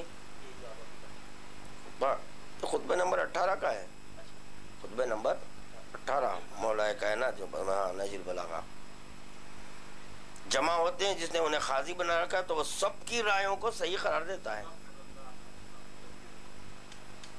حالانکہ ان کا اللہ ایک، نبی ایک، کتاب ایک. کیا اللہ نے انہیں اختلاف کا حکم دیا اور یہ اختلاف کر کے اس کا حکم بجا لاتے ہیں، یا اس نے تو حقیقت اختلاف سے منع کیا ہے اور یہ اختلاف کر کے عمدن اس کی نافرمانی کرنا چاہتے ہیں؟ یا یہ کہ اللہ نے دین کو ادھورا چھوڑ دیا تھا اور ان سے تکمیل کے لیے ہاتھ بٹانے کا خواہش مند ہوا، یا یہ اللہ کے شریک تھے؟ کیا لفظ ہے یہ؟ اللہ کے شریک تھے. خدا کا کوئی شریک نہیں ہے، مگر دیکھا جا رہا ہے کہ یہاں پہ معصومین علیہ السلام احکامات دے رہے ہیں. اللہ کا شریک نہیں ہے کوئی، لا شریک ہے، وہ وحدہ لا شریک ہے. مگر مولا بتا نہیں یا یہ کہ اللہ کے یہ شریک تھے تو پتا چلا یہ اس کا کام ہے جو اللہ کا شریک ہو. تو پتا چلا کہ جو ہے نا یہ محمد والے محمد کہ اللہ کے شریک ہو سکتے ہیں مگر اپنے کو لا شریک بنوا رہے ہیں. اگر ہو سکتے ہیں تو یہی ہو سکتے ہیں مگر یہ نہیں منوا رہے ہیں. تو خدا کو وحدہ لا شریک منوا رہے ہیں. یہی سبب تھا کہ معراج میں اس کو لا شریک منوانے کے لیے رسول خدا اللہ بولے.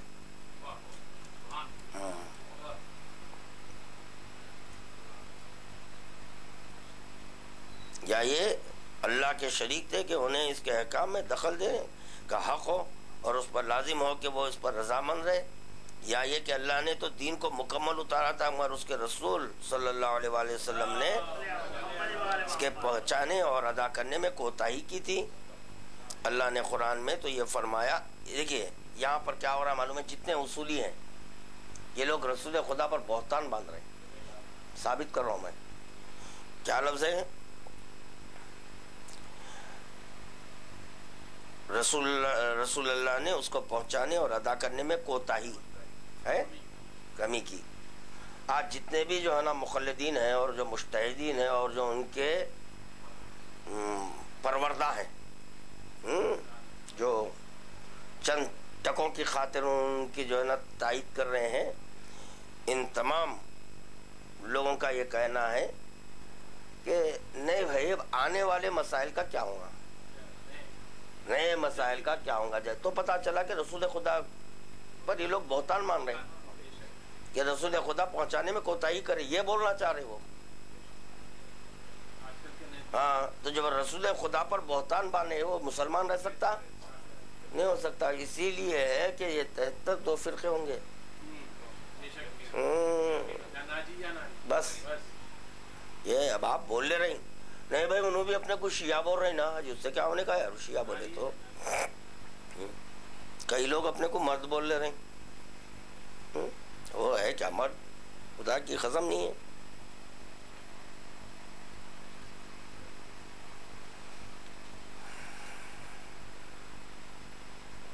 ہم نے کتاب میں کسی چیز کے بیان کرنے میں کوتاہی نہیں کی اور اس میں ہر چیز کا واضح بیان ہے. اور یہ بھی کہا کہ قرآن کے بعض حصے بعض حصوں کی تصدیق کرتے ہیں اور اس میں کوئی اختلاف نہیں ہے. یہ مولا کائنات مجتہد کا جو ہے نا ایک آئینہ پیش کر دیا، اس کی حقیقت بتا دی ہے کہ لوگوں کا کردار کیا ہے.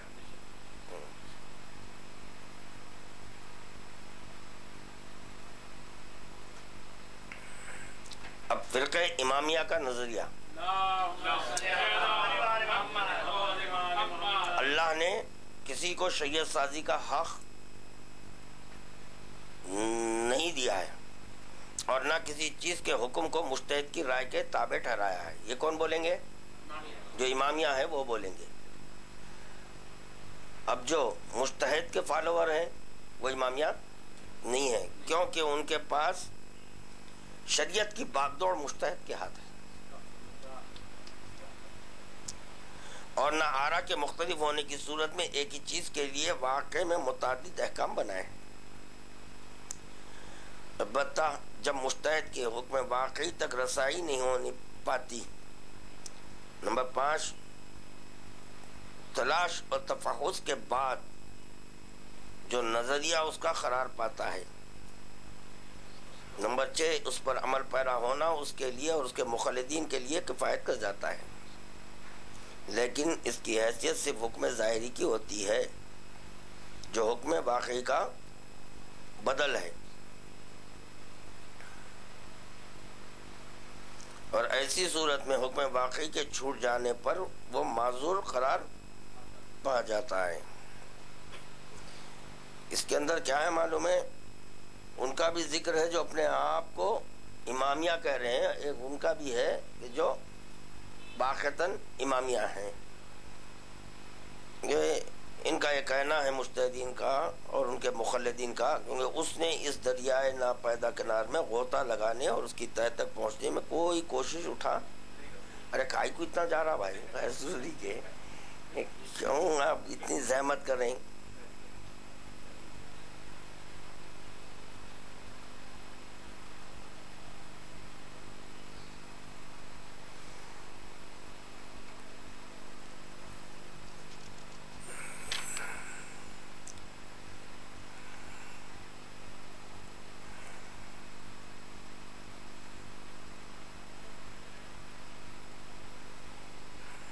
روک دو، یہاں پہ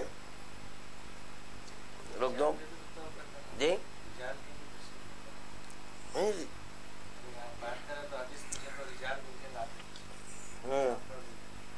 جواب ایک مختصر دیا تھا میں آپ کے جو ہے نا رجال کے تعلق سے، یہ کہ جو ہے قرآن کس کا جمع کرا ہوا ہے، تو آپ جو ہے نا جو قرآن پر عمل کر رہے ہیں تو وہ بھی علم رجال سے جو ہے نا پڑھ کے گئے، تو آپ کے پاس سے قرآن نکل جائے گا. اگر رجال کو پکڑے تو قرآن نکال دیتا ہوں، قرآن ہاتھ سے چلے آتا.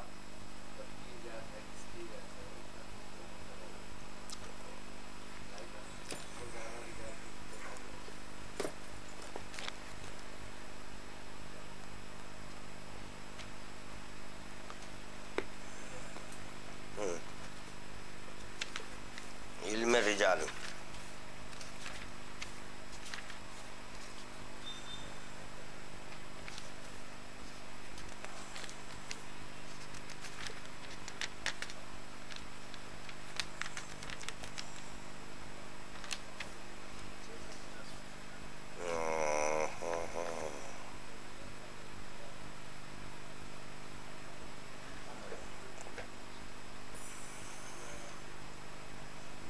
تو ایک چیز ہے کہ ابھی تھوڑی دیر پہلے ذکر ہوا کہ یہ لوگ احادیث کو مشکوک بنانے کا کام کرتے ہیں. یہ ہے دیکھیے علم رجال.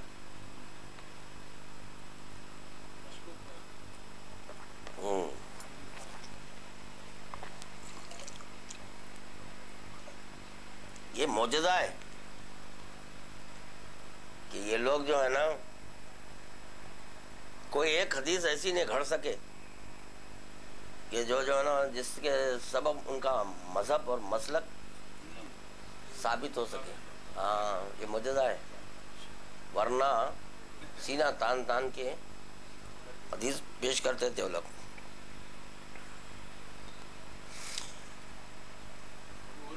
اب سنیے آپ، بالکل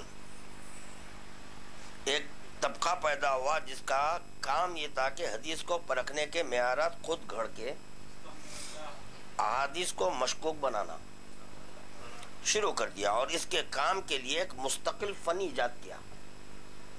یہ احادیث کو مشکوک کرنے کے لیے ایک فن ایجاد کیا جس کا نام علم الرجال رکھا گیا. جی ہاں، علم اصول فقہ ایک درائت فی الحدیث، یہ بھی وہی ہے. رسول خدا آسان نسخہ بتا دیا نا بھائی، ہماری حدیث کو پرکھنا ہے تو قرآن سے تو بولنا چاہیے. علم رجال کے جو ہے نا روشنی میں پرکھو، اس کا راوی کون ہے، اس کا حسب نسب دیکھو، حلالی تا. اتفاقی بات یہ حسب اور نسب دیکھنے کے لیے، حلالی اور حرامی دیکھنے کے لیے حدیث میں آر نہیں ہے، علی ولی میں آ رہے ہیں. ذکر علی چھڑ کے دیکھنے کا ہے. پورے چہرے کے تاثرات یہاں پہ ہیں. ہاں جبین کیا ہے بولے تو بولے چہرے کے تاثرات ہے، اس میں ہر چیز رہتی. یہ ہاتھ لوگ دیکھتے، دیکھ کے بولتے رہے آپ کی حیات اتنی ہے، ارے اتنا علم ہے، دولت اتنی ہے. کیا لکھا ہوا ہے؟ پتہ چلا لکیروں میں لکھا ہوا ہے. وہ بھی ایک علم ہے، مگر یہ کہ اس کے اوپر آپ کو یقین نہیں کرنا چاہیے، کیونکہ خدا بند عالم جب چاہے تقدیر کو وہ بدل سکتا ہے. مگر یہ کہ جو ابھی ایک اپنے مقام پر ایک علم ہے. دیکھا ارے آپ کو ماشاءاللہ دو بیویاں ہیں، شکریہ قبلہ، اور کیا ہے وہ دیے دو بیویوں کا ذکر ہے نا، دو ہے قبلہ، جو دو ہے. اور دل بھی بڑا مضبوط ہے آپ کا ماشاءاللہ سے. اور دولت آپ کو وراثت میں بھی ملی ہے، اور آپ کی بھی خود کوشش ہے جس کے سبب دولت بھی دوہری ہے. اچھا قبلہ، اور ارے کوئی یہ نہیں پوچھ رہا کون سی کتاب میں ہے قبلہ، پوچھنا چاہیے نا کتاب میں، کیونکہ آپ کتاب کے حوالے پوچھتے ہیں، ہاتھ دیکھ کے لکیران دیکھ کے انہوں بول رہا تو یقین کر رہے ہیں. تو اسی طرح جب یہاں لکیر ہے تو یہاں پر بھی جو ہے نا شکنیں آتی. وہ شکن سے اظہار ہوتا حلالی ہے یا حرامی ہے. ذکر معشوق ہو اور گمسم بیٹھے حیرت ہے. نہیں ہو سکتا. خدا کی قسم اگر معشوقہ کا فون نہیں آیا تو بے چینی ہو جاتی. کیا بات ہے بھائی, کیا ہے, فون نہیں کرے, کیا کریں گے, کیوں نہیں آیا فون, فکر میں رہتے. اور اتنی خاموشی طاری ہو جاتی کہ دیکھنے والا کیا بات ہے, آپ کچھ فکر مند نظر آ رہی ہے, یہ کیسا معلوم آپ کو, میرے دل کی بات. میں نے نہیں, آپ کا چہرہ بول رہا ہے. تو پتا چلا معشوق سے جب بات نہیں ہوتی تو آپ کا چہرہ بولتا. تو اسی طرح ذکر مولا چھیڑنے کے بعد دیکھنا, مجتہد کی اگر صورت بنا رہا تو سمجھنا اپنا نہیں ہے.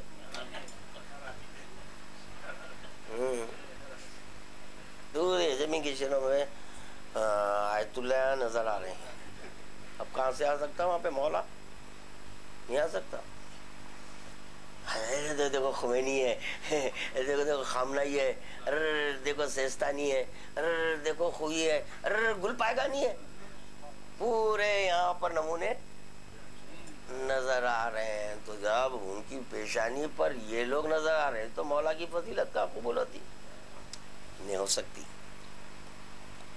کوئی حلالی کا بچہ اس بات پر نہیں غور کر رہا ہے. اللہ تیرے کو جب عقل دیا نا, رے سوچ, ایک طرف تیرا 2 کوڑی کا مولوی ہے تو دوسری طرف خدا کا مولا ہے, علی ابن ابی طالب ہے. ارے کوئی تقابل نہیں ہے, لا یخاص بنا. ارے کسی پر قیاس نہیں کرنا ہے تو مولوی کے بالمقابل مولا. ارے کیا مانے ہے بھائی, کچھ نہیں ہوتا نا. ارے نبوت نہیں ہے بھائی, ارے نبوت نہیں ہے ان کے بالمقابل. یا ایھا الرسول بلغ ما انزل الیک من ربک وان لم تفعل فما بلغت. ارے بتا چلا کہ ان کے بالمقابل رسالت نہیں ہے بھائی, تو کوئی چیز نہیں ہے ان کے بالمقابل. تو یہ سوچنا چاہیے کہ بھئی یہ مولوی کیوں بول رہا, وہ نہیں بول رہے, ہر ایک جنا مولوی کی تائید کر رہا. تو اس کا مطلب یہ ہوا کہ آپ کے والدہ کے تفکرات میں مولوی تھا. بسم اللہ الرحمن الرحیم نے بولے, مجتہد صاحب کو سوچے. اب کہاں سے بچہ کو سمجھ میں آئے گا, نہیں آتا. نہیں بھائی, یہ آپ کا لہجہ جو ہے نا تھوڑا کر دے رہا ہے. لوگ اس لیے آپ سے دور. کیوں بھائی, کیا کس بات پہ دور ہے؟ میں اس مولوی کو بول رہا ہوں جو مولا کے خلاف بول رہا ہے. تو اس میں تو آپ بھی ہمارے شریک ہونا چاہیے. ایک قدم آپ بھی ہاتھ بڑھا کے, قبلہ ہم بھی آپ کے ساتھ ہیں. میرے کیا چیز ہے بھائی, مولوی کی کوئی حیثیت ہے؟ مولا سے مولوی ہوتا, یہ مولے نے تو مولوی کس بات کا ہے, کوئی نہیں سوچ رہا ہے. دیکھیں آپ کے اقربائے پیغمبر اسلام کی مودت واجب ہے. جس کی مودت تو خداوند عالم فرض کیا, اس سے مودت نہیں کر رہے, مجتہدین سے کر رہے. لمحے بھی کر رہے.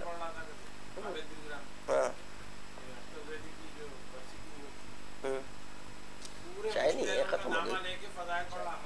کوئی چائے لاتے سامنے جی.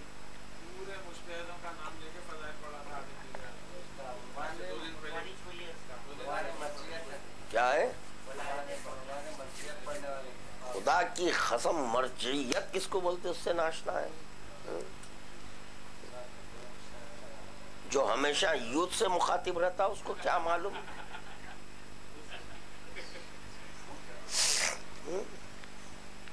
جی تو کیا ہوا, مستقل فن ایجاد کیا جس کا نام علم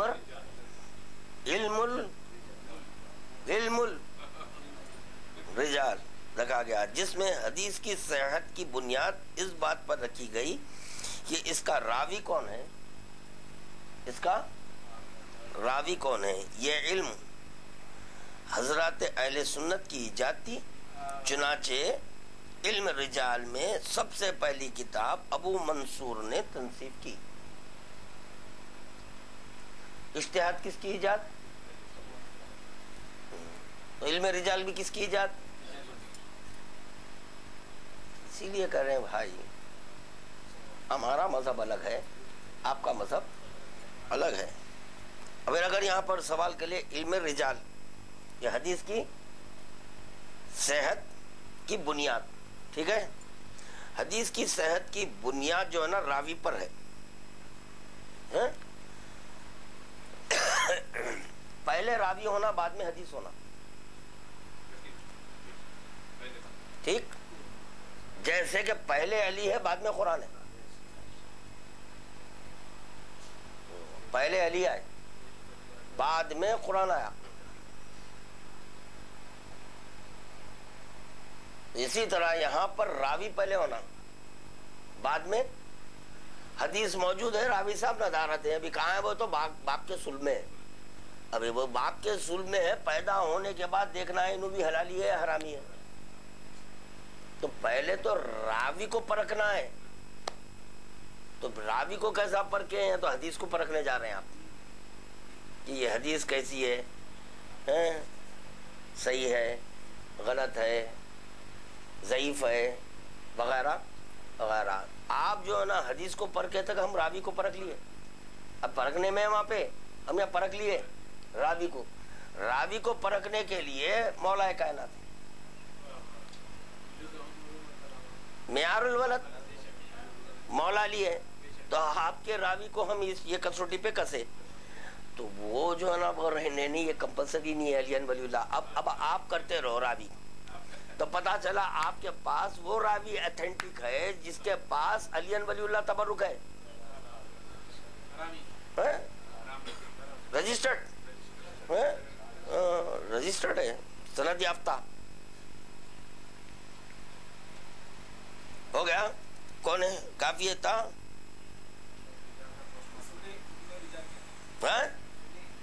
یہی پتا ہے نا، حدیث کی صحت کو پرکھنے والا علم ہے یہ. بس یہی ہے، اور کیا ہے؟ حدیث کی صحت کو پرکھنا ان کا کام ہے. آپ جو ہے نا گولڈ لے کے گئے تو آپ کے بیٹا ایک پتھر لے کے تو بھائی کیا کر رہے ہیں آپ؟ گولڈ خریدنے میں خریدتا نہیں بھائی، خالی پرکھتا ہوں میں. اچھا، ان کا کام ہے آنکنا. تو اسی طرح ان کا کام ہے حدیث کو آنکنا. تو کم از کم یہ حدیث آنکنے کا کام وہ کرنا تھا جو قرآن کے معنی و مطالب سے واقف ہے، قرآن کے ظاہر اور باطن سے. کیونکہ رسول خدا فرما رہے ہیں کہ ہماری حدیث کو قرآن سے آنکو، اس پر دیکھو. تو بھائی قرآن کا ظاہر اور باطن اور ہے. اور پھر یہی نہیں، ایک ایک آیت کے 70 ایک بسم اللہ الرحمن الرحیم کی تفسیر 70 اونٹ. صرف بسم اللہ الرحمن 70 اونٹ اگر لاد دیے جائیں تو بسم اللہ الرحمن الرحیم کی تفسیر ختم ہونا بھی چاہیے. اگر غور کرے تو ہونا چاہیے، ورنہ کیا ہوگا میں بتاؤں میں آپ کو. یہ دیکھیے، ایک طرف یہ ہے کہ مولا کائنات کے فضائل کا احساس نہیں کر سکتے. سمندر ہو گیا، ٹھیک ہے. مولا کائنات کے فضائل کا احساس نہیں، سمندر سیاہی بن جانا، اشجار قلم بن جانا.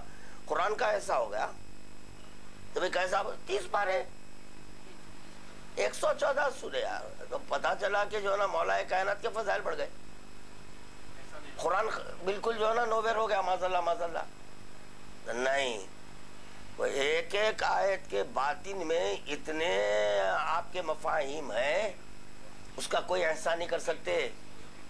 اس کی ایک مثال دے دیے مولا کائنات. بسم اللہ الرحمن الرحیم کیا ہے؟ اگر 70 اونٹوں پر اس کی تفسیر کو لاد دوں کرنے بیٹھوں تو 70 اونٹ یہ بھی ناکافی ہوں گے. یہ نہیں کہ کافی. 70 اونٹ کس کو بولے؟ ایک بسم اللہ الرحمن الرحیم. اب اس کے بعد پھر الحمدللہ ہے. اب لیجئے اب آپ الرحمن، زندگی ختم ہو جائیں گی ہماری. اسی لیے خدا مند عالم ان کو حی بنایا، کیونکہ جو حی ہوتا ہے، جو باقی رہنے والا ہے، وہی میرا قرآن کی تفسیر کر سکے.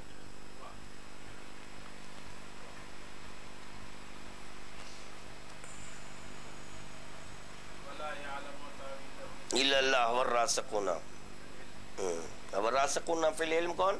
الرحمن علم القرآن خلق الانسان. اب یہاں راسخون فی العلم بولے تو یہ آ جا رہے ہیں بیت الخلا کے لوٹے چپکے ہوئے تڑکے ہوئے چھٹے پڑے ہوئے یہ لوگ کیا ہے راسخون فی العلم مجتہد ہوتے. اچھا راسخون فی العلم مجتہد صاحب ہے. ارے بھائی باب اجتہاد تو اس وقت کھلتا ہے جب باب علم کے بند ہونے کے بعد باب اجتہاد کھلتا. تو یہ راسخون فی العلم کا ہے. سوچیں ذرا غور کریں. ہو گیا یہ ٹھیک ہے. اور بس ہے نا علم رجال ابو منصور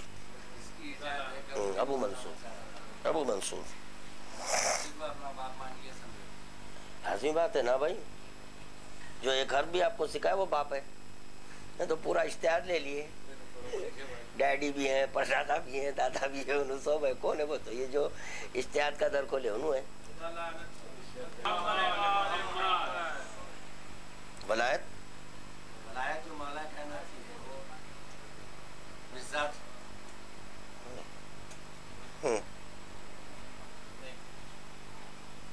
جی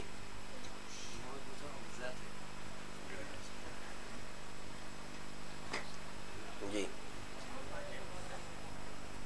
اگر نہیں ہوتی تو ولایت علی ولایت خدا نہیں ہوتی. ولایت علی اور ایک جملہ ہے اس کو ذہن نشین کر لو بچوں. ولی نماز کا محتاج نہیں ہے. ولی نہیں ہے.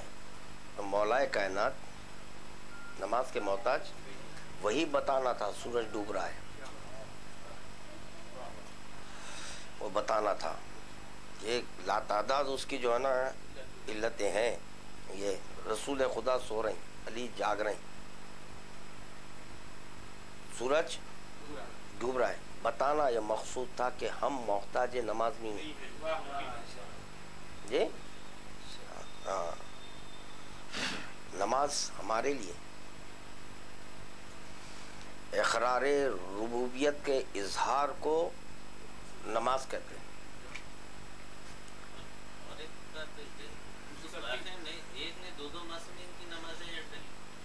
جی یہ ٹلتی وہ ہے جس کے لیے کوئی چیز واجب ہو. یہاں ٹلنے ان کے لیے ٹلی انہیں بتانا ہے کہ ہم محتاج نہیں ہیں کسی چیز کے محتاج. یہ گردش شمس و قمر کے بھی ہم محتاج نہیں ہیں. کیوں ورنہ کیا ہوگا ہائے ہائے سورج ڈوب گیا اب نماز کیسے پڑھوں. نہیں یہ بتانا ہے کہ قدرت کس کو بولتے ہیں. تو ولی محتاج نماز نہیں ہوتا اور ولی صاحب قدرت ہوتا ہے. کیونکہ ولایت کی جو تعریف ہے علم قدرت حکم یہ تینوں چیزیں اس کے قبضے قدرت میں رہنا. تو چنانچہ وہی ولی ہوتا. لازم بات ہے قدرت ہے علی میں. اب یہ قدرت یہاں پر علی کی کوئی نہیں دیکھ سکتے کتنی قدرت ہے میرے مولا کی. اسی لیے خداوند عالم 14 میں ایک رسول کو رکھا خاتم کو رکھا عبد حقیقی کو رکھا رکھ کے بتایا کہ دیکھو ولی کی قدرت کیا ہوتی ہے. اس قدرت کے اظہار کی خاطر میں ایک اپنے عبد کو رکھا ہوں. کائنات میں اگر عبد ہے تو ایک ہی عبد حقیقی ہے وہ جناب محمد مصطفیٰ صلی اللہ علیہ وسلم. تو قدرت کا جب اظہار کا موقع آیا تو خداوند عالم بولا جبرائیل جاؤ جا کر میرے حبیب کو بلاؤ.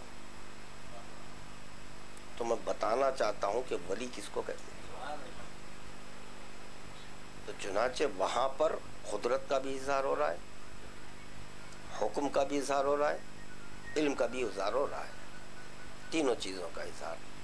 اور اگر ولایت علی ولایت خدا فرق ہوتا تو معراج میں علی نہیں رہتے، علی نہیں رہتے، لا فرقہ ہے، نہیں ہے کوئی فرق. اسی لیے وہاں پر تو ان کی قدرت خدا کی قدرت، ان کا علم خدا کا علم، ان کا حکم خدا کا حکم ہے. آپ کون حکم نہیں، یہ حکم خدا ہے. ہاں، ظاہر مت دیکھو آپ، باطن دیکھو کیا ہے. یہ خف جو بھی یہ حکم ہے، یہ لفظ خود بتا رہا ہے کہ اس میں حکم ہے. خف رک جاؤ، یہ حکم ہے، تو اظہار ہو رہا ہے. تو چنانچہ وہاں پر پیغمبر اسلام نے جو کمالات دیکھے، جو قدرت کو دیکھے، اس کا اظہار یہاں پر نہیں کر سکے. بس ایک اتنا ہی بولے اللہ سے ملا ہے. تو پتہ چلا کہ ان میں اور جو ہے الوہیت میں کوئی فرق ہوتا تو نہیں بڑھتی. اللہ کے جیسے ملا، ہاں، جیسے اللہ جیسے ملا، اللہ کے جیسا جیسے نہیں ہو سکتا، کافر ہو جاتا. کافر ہو جاتے ہیں.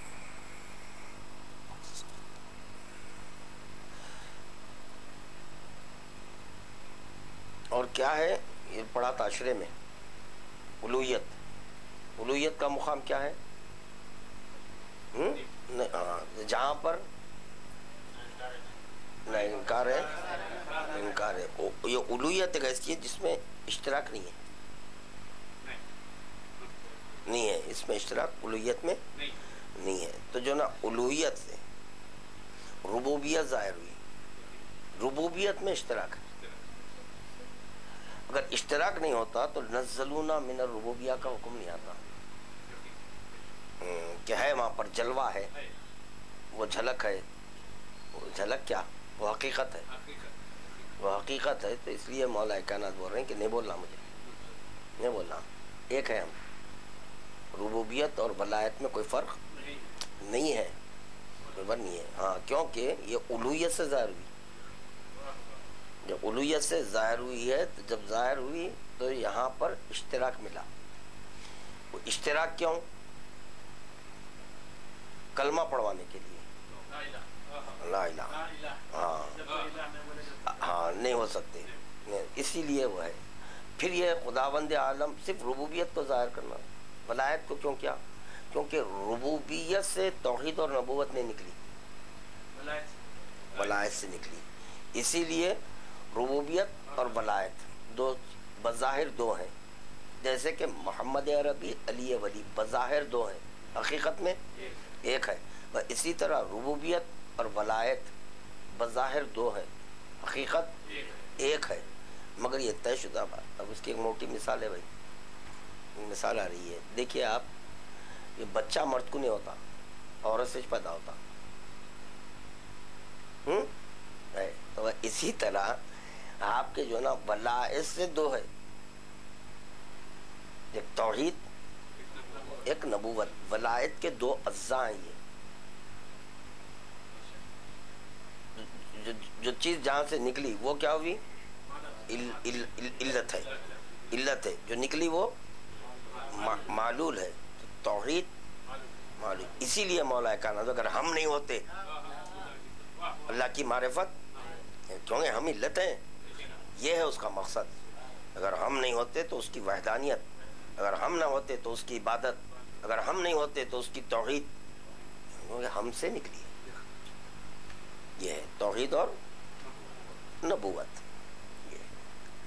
اور اگر مولا کائنات نہ بولتے ہیں لا الہ الا اللہ، تو بولو کائنات میں کوئی ایک عارف نکل سکتا تھا؟ نہیں، کوئی عارف نہیں ہو سکتا تھا، نہیں بول سکتے تھے، مشکل تھا. اور وجود باری تعالیٰ کے لیے کبھی بھی تصور اللہ نہیں ہے. اگر خدا کے لیے نہیں بھی کبھی ہے وہ اللہ، نہ دائرے کفر میں چلے جائیں گے. وہ اللہ تھا، اللہ ہے، اللہ رہے گا، اس کے لیے لا نہیں ہے خدا کے لیے. اب کیا ہے؟ اور بس ہے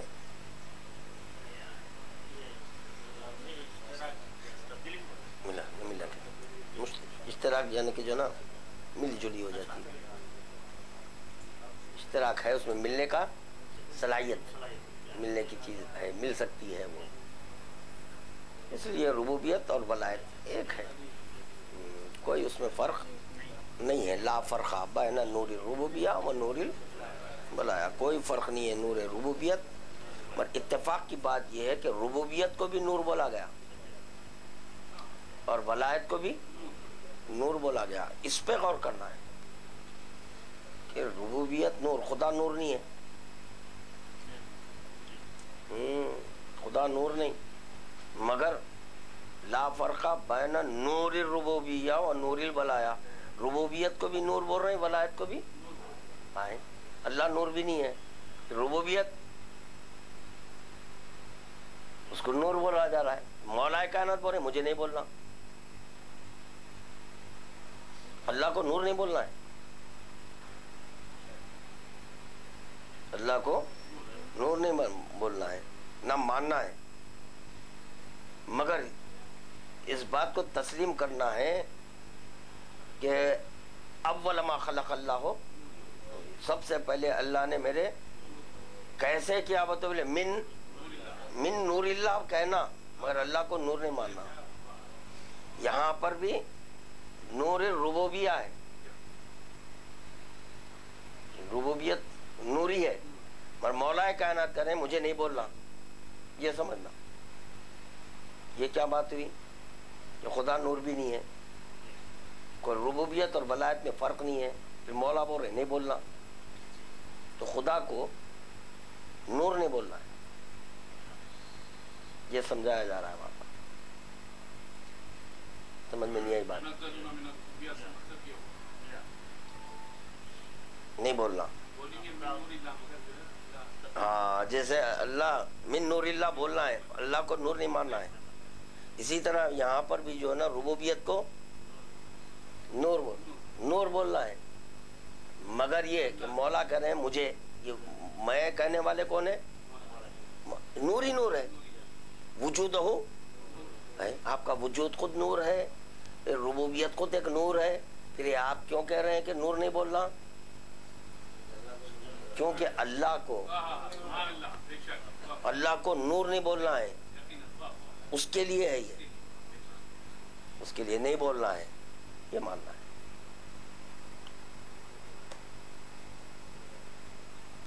اور اگر وہاں پر یہ مولا کائنات کو ربوبیت بول دیتے تو پھر لا الہ الا اللہ،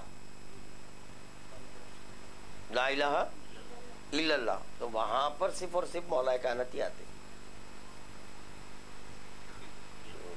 لا الہ میں بھی وہی ہے، الا اللہ میں بھی وہی، دونوں میں مولا آ جاتے. نزلونا بول کر وہ راستہ دے دیا اللہ کو، تیرے لیے ہے وہ، میں نہیں ہوں یہ تو ہے آجا بول کے. انا من ظہور اللہ، اللہ کو ظاہر کرنے والا، میں ظاہر کرنے والا ہوں، میں نہیں ہوں گا وہ میں کیوں ہو جاؤں؟ میرا کام ہے ظاہر کرنا. اب ظاہر کرنے سے مراد وجودی اعتبار سے ظاہر کرنا نہیں ہے، یہ ہاں مشکل ہے. جیسے کہ جو ہے نا مومن کا سب سے بہتر لباس کیا ہے؟ فرمائے کہ امام فرما رہے ہیں کہ زینت ہے. اب لباس بولتے ٹیری کاٹن یہ آ رہا ہے، لفظ لباس پہ نہیں الجھنا، لفظ ہے ٹھیک ہے، مگر یہاں دیکھو کہ اس کے مفہوم کیا بتائے گئے ہیں. تو بولے کہ زینت کو بولتے لباس. تو کیا بول رہا تھا میں؟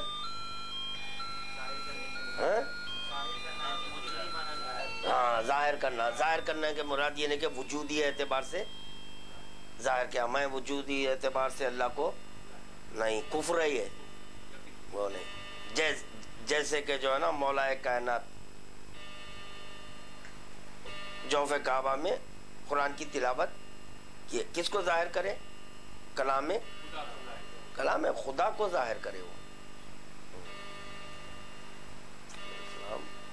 کلام خدا کو ظاہر کر دیے. وہ اصولاً کس کا کام ہے؟ وہ جس کا کلام ہے اس پر واجب ہے ظاہر کرنا. اگر ان کا قول اللہ کا قول نہیں ہوتا تو انہوں ظاہر نہیں کرتے. اس سے ثابت ہو رہا ہے کہ ان کا قول اللہ کا قول ہے, ان کا فعل اللہ کا فعل ہے. اللہ کا فعل نہیں ہوتا تو قل جاء الحق نہیں ہوتا. حق آ گیا, باطل مٹنے والا تھا, مٹ گیا. یہ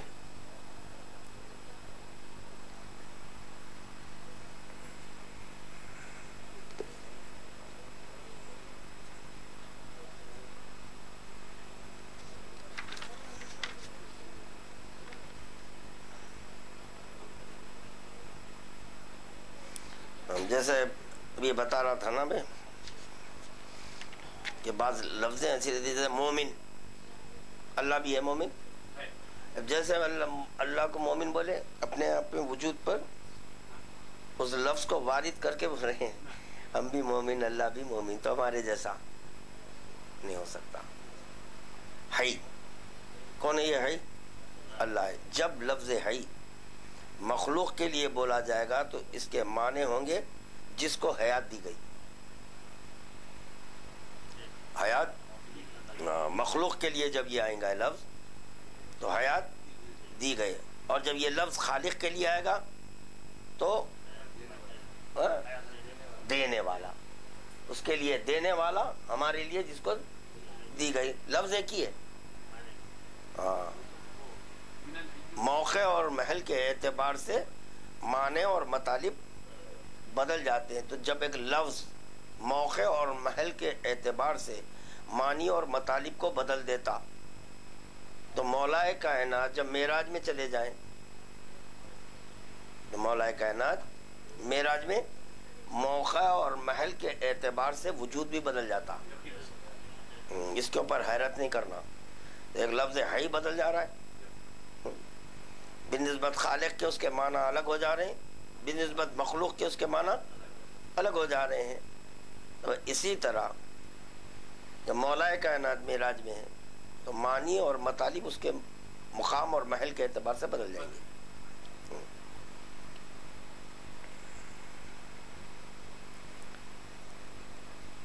کیا تھا خالق کے لیے؟ کیا بولے خالق کے لیے ہے کیا ہے؟ نہیں, خالق ہے حیات, حیات کا خالق ہے.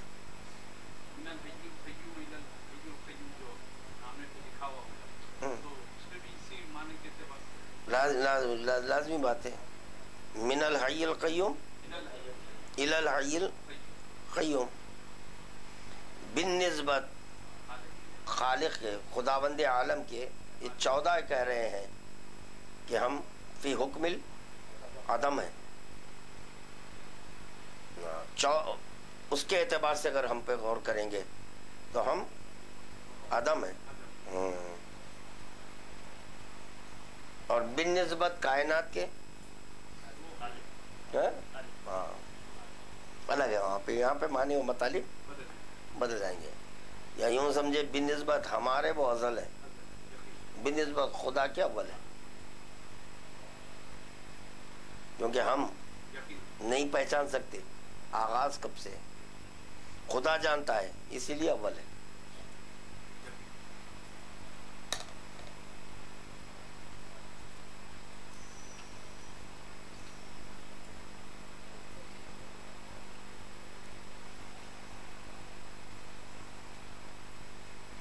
مومن ہمارے لیے امان پانے والا اور اللہ کے لیے امان دینے والا.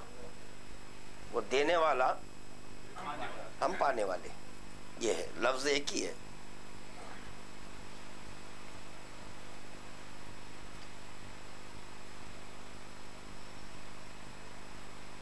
رسول خدا کی حدیث سے نوٹ کر کے رکھا تھا, سن لیجئے, درود پڑھیے. رسول خدا نے فرمایا علی کی محبت کو مشروط کیا ہے مومن ہونے سے. فرمایا اے علی تجھ سے محبت نہیں کرے گا مگر مومن. تو یہ علی کی محبت سے مشروط ہے. تو پتہ چلا کہ بر بنائے عشق بھی مومن ہے. عشق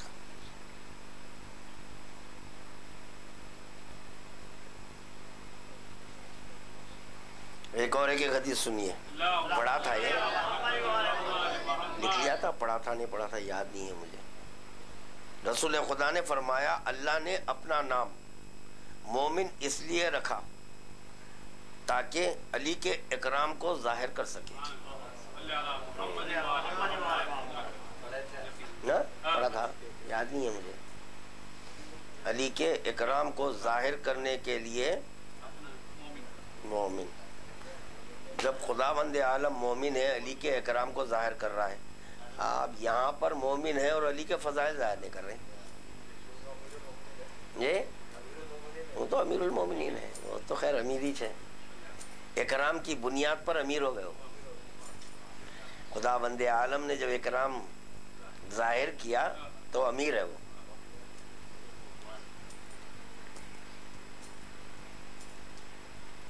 ہم جو ہے نا مومن ہے. تو مومن کا فریضہ فضائل بیان کرنا ہے, اور خداوند عالم مومن ہے, اس کے اکرام کو ظاہر کرنا ہے. بس ہے کافی اتنا. دیکھیں گے تھوڑا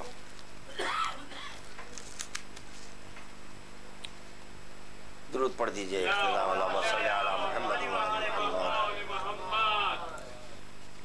اب اگر مزید کچھ